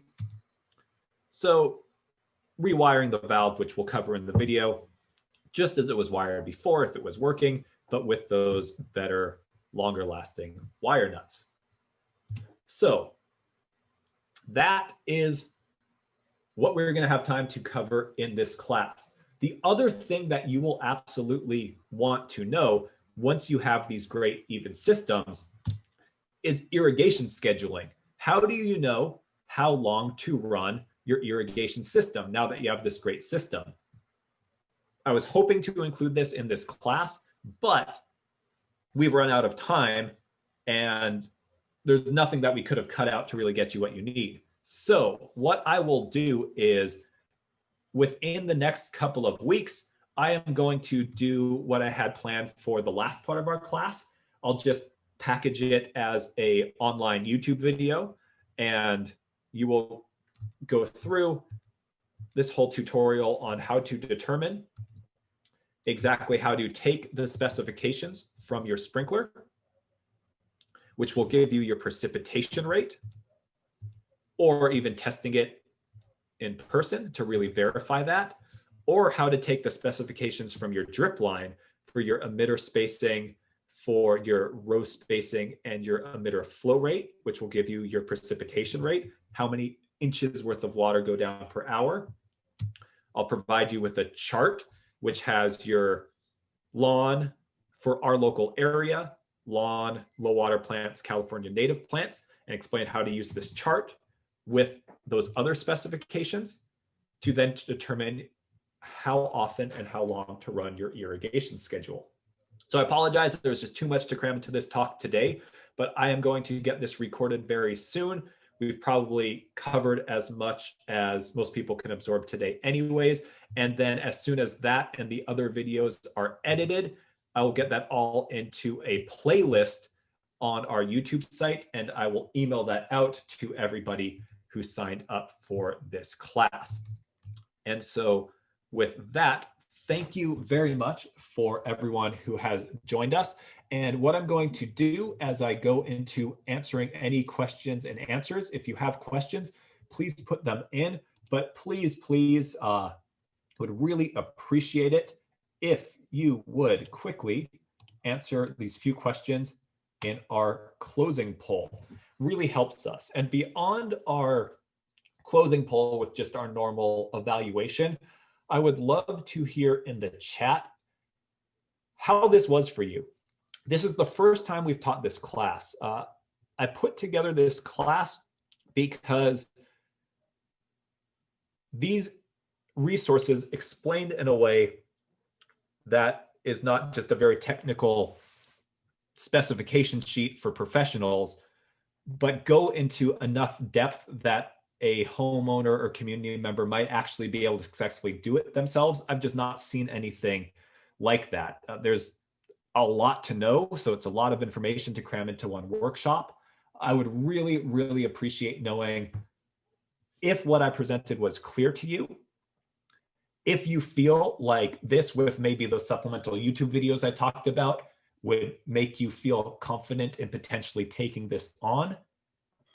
If there was anything that was unclear or didn't work for you, or any other constructive criticism, I'd love to hear in the chat from anyone who would be willing to share if there's anything that didn't work or was confusing, or things that particularly did work, because we work with a lot of people who need this information, or hear from a lot of people who have recently put in an irrigation system, spent the time or hired a contractor to do it, and it has everything that we advise people against. So want to make sure that this is working for people and that this information is clear.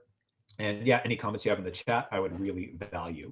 So with that, I am going to start answering questions. And if you have questions, you can send them in the Q&A. So from Cynthia, has a half acre with 4,000 feet in lawn, a good number of non-lawn areas that require a good deal of weeding. Goal is to concentrate the water supply near some spreading plants, mulch in between, and keep the weeds under control. I have a good deal of sedgeweed in some of those areas. Suggestions. If Cynthia, you are still here. If you could type back into the question and answer where you live and specify, are you looking for suggestions for plants to use or for irrigation systems? And then I will get back around and give you some suggestions. So for Max, didn't understand the answer about using both 18-inch and 12-inch emitter drip lines in the same zone. Yeah, it was kind of hard to answer on the go, so we can get back to it now. I often insert 1/4-inch tubing into my main drip line, leading to a micro sprayer when I would like some extra water in a small area. Example, some extra water to newly planted annuals planted among perennials. Does this cause issues? So it would depend on what you cause issues. So certainly the efficiency, and definitely when we get to around to talking about how do you actually take like this drip grid system and then know how long to water or have that zone on to supply the needs of your plants, those assumptions are always going to be based on an area where that whole area gets the same amount of water to set your irrigation runtime.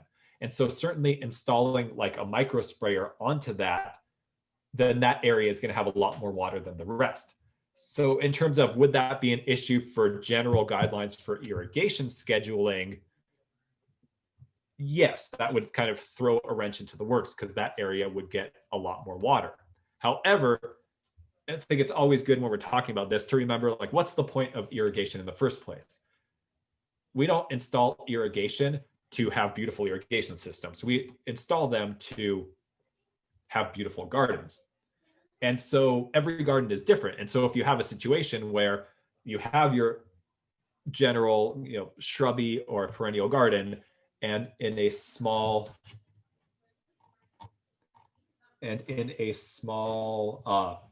area,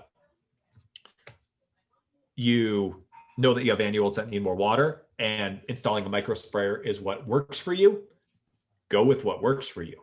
I'm not going to tell you that that's an issue. And with something like that, if it ever does seem too wet, you can just remove that micro sprayer. So I would never teach something like that because there's no good way to provide guidance on a system that starts mixing and matching parts. It gets very complicated, and we rapidly see people that just have total patchwork systems where nothing matches. So I would never tell you, Max, if that's what's working for you, don't do that. But that's just kind of why I would never include that as a guideline. So hopefully that makes sense. If you have follow-up questions, feel free to type them in and we can get deeper into it. Cynthia just commented that in the last poll, only one choice is possible in the last suggestion. So that's just an error that I must have made when I was setting up the poll. There's something I need to click for multiple answers, and I just missed that. So thank you for letting me know, Cynthia. Okay, so getting back to Cynthia's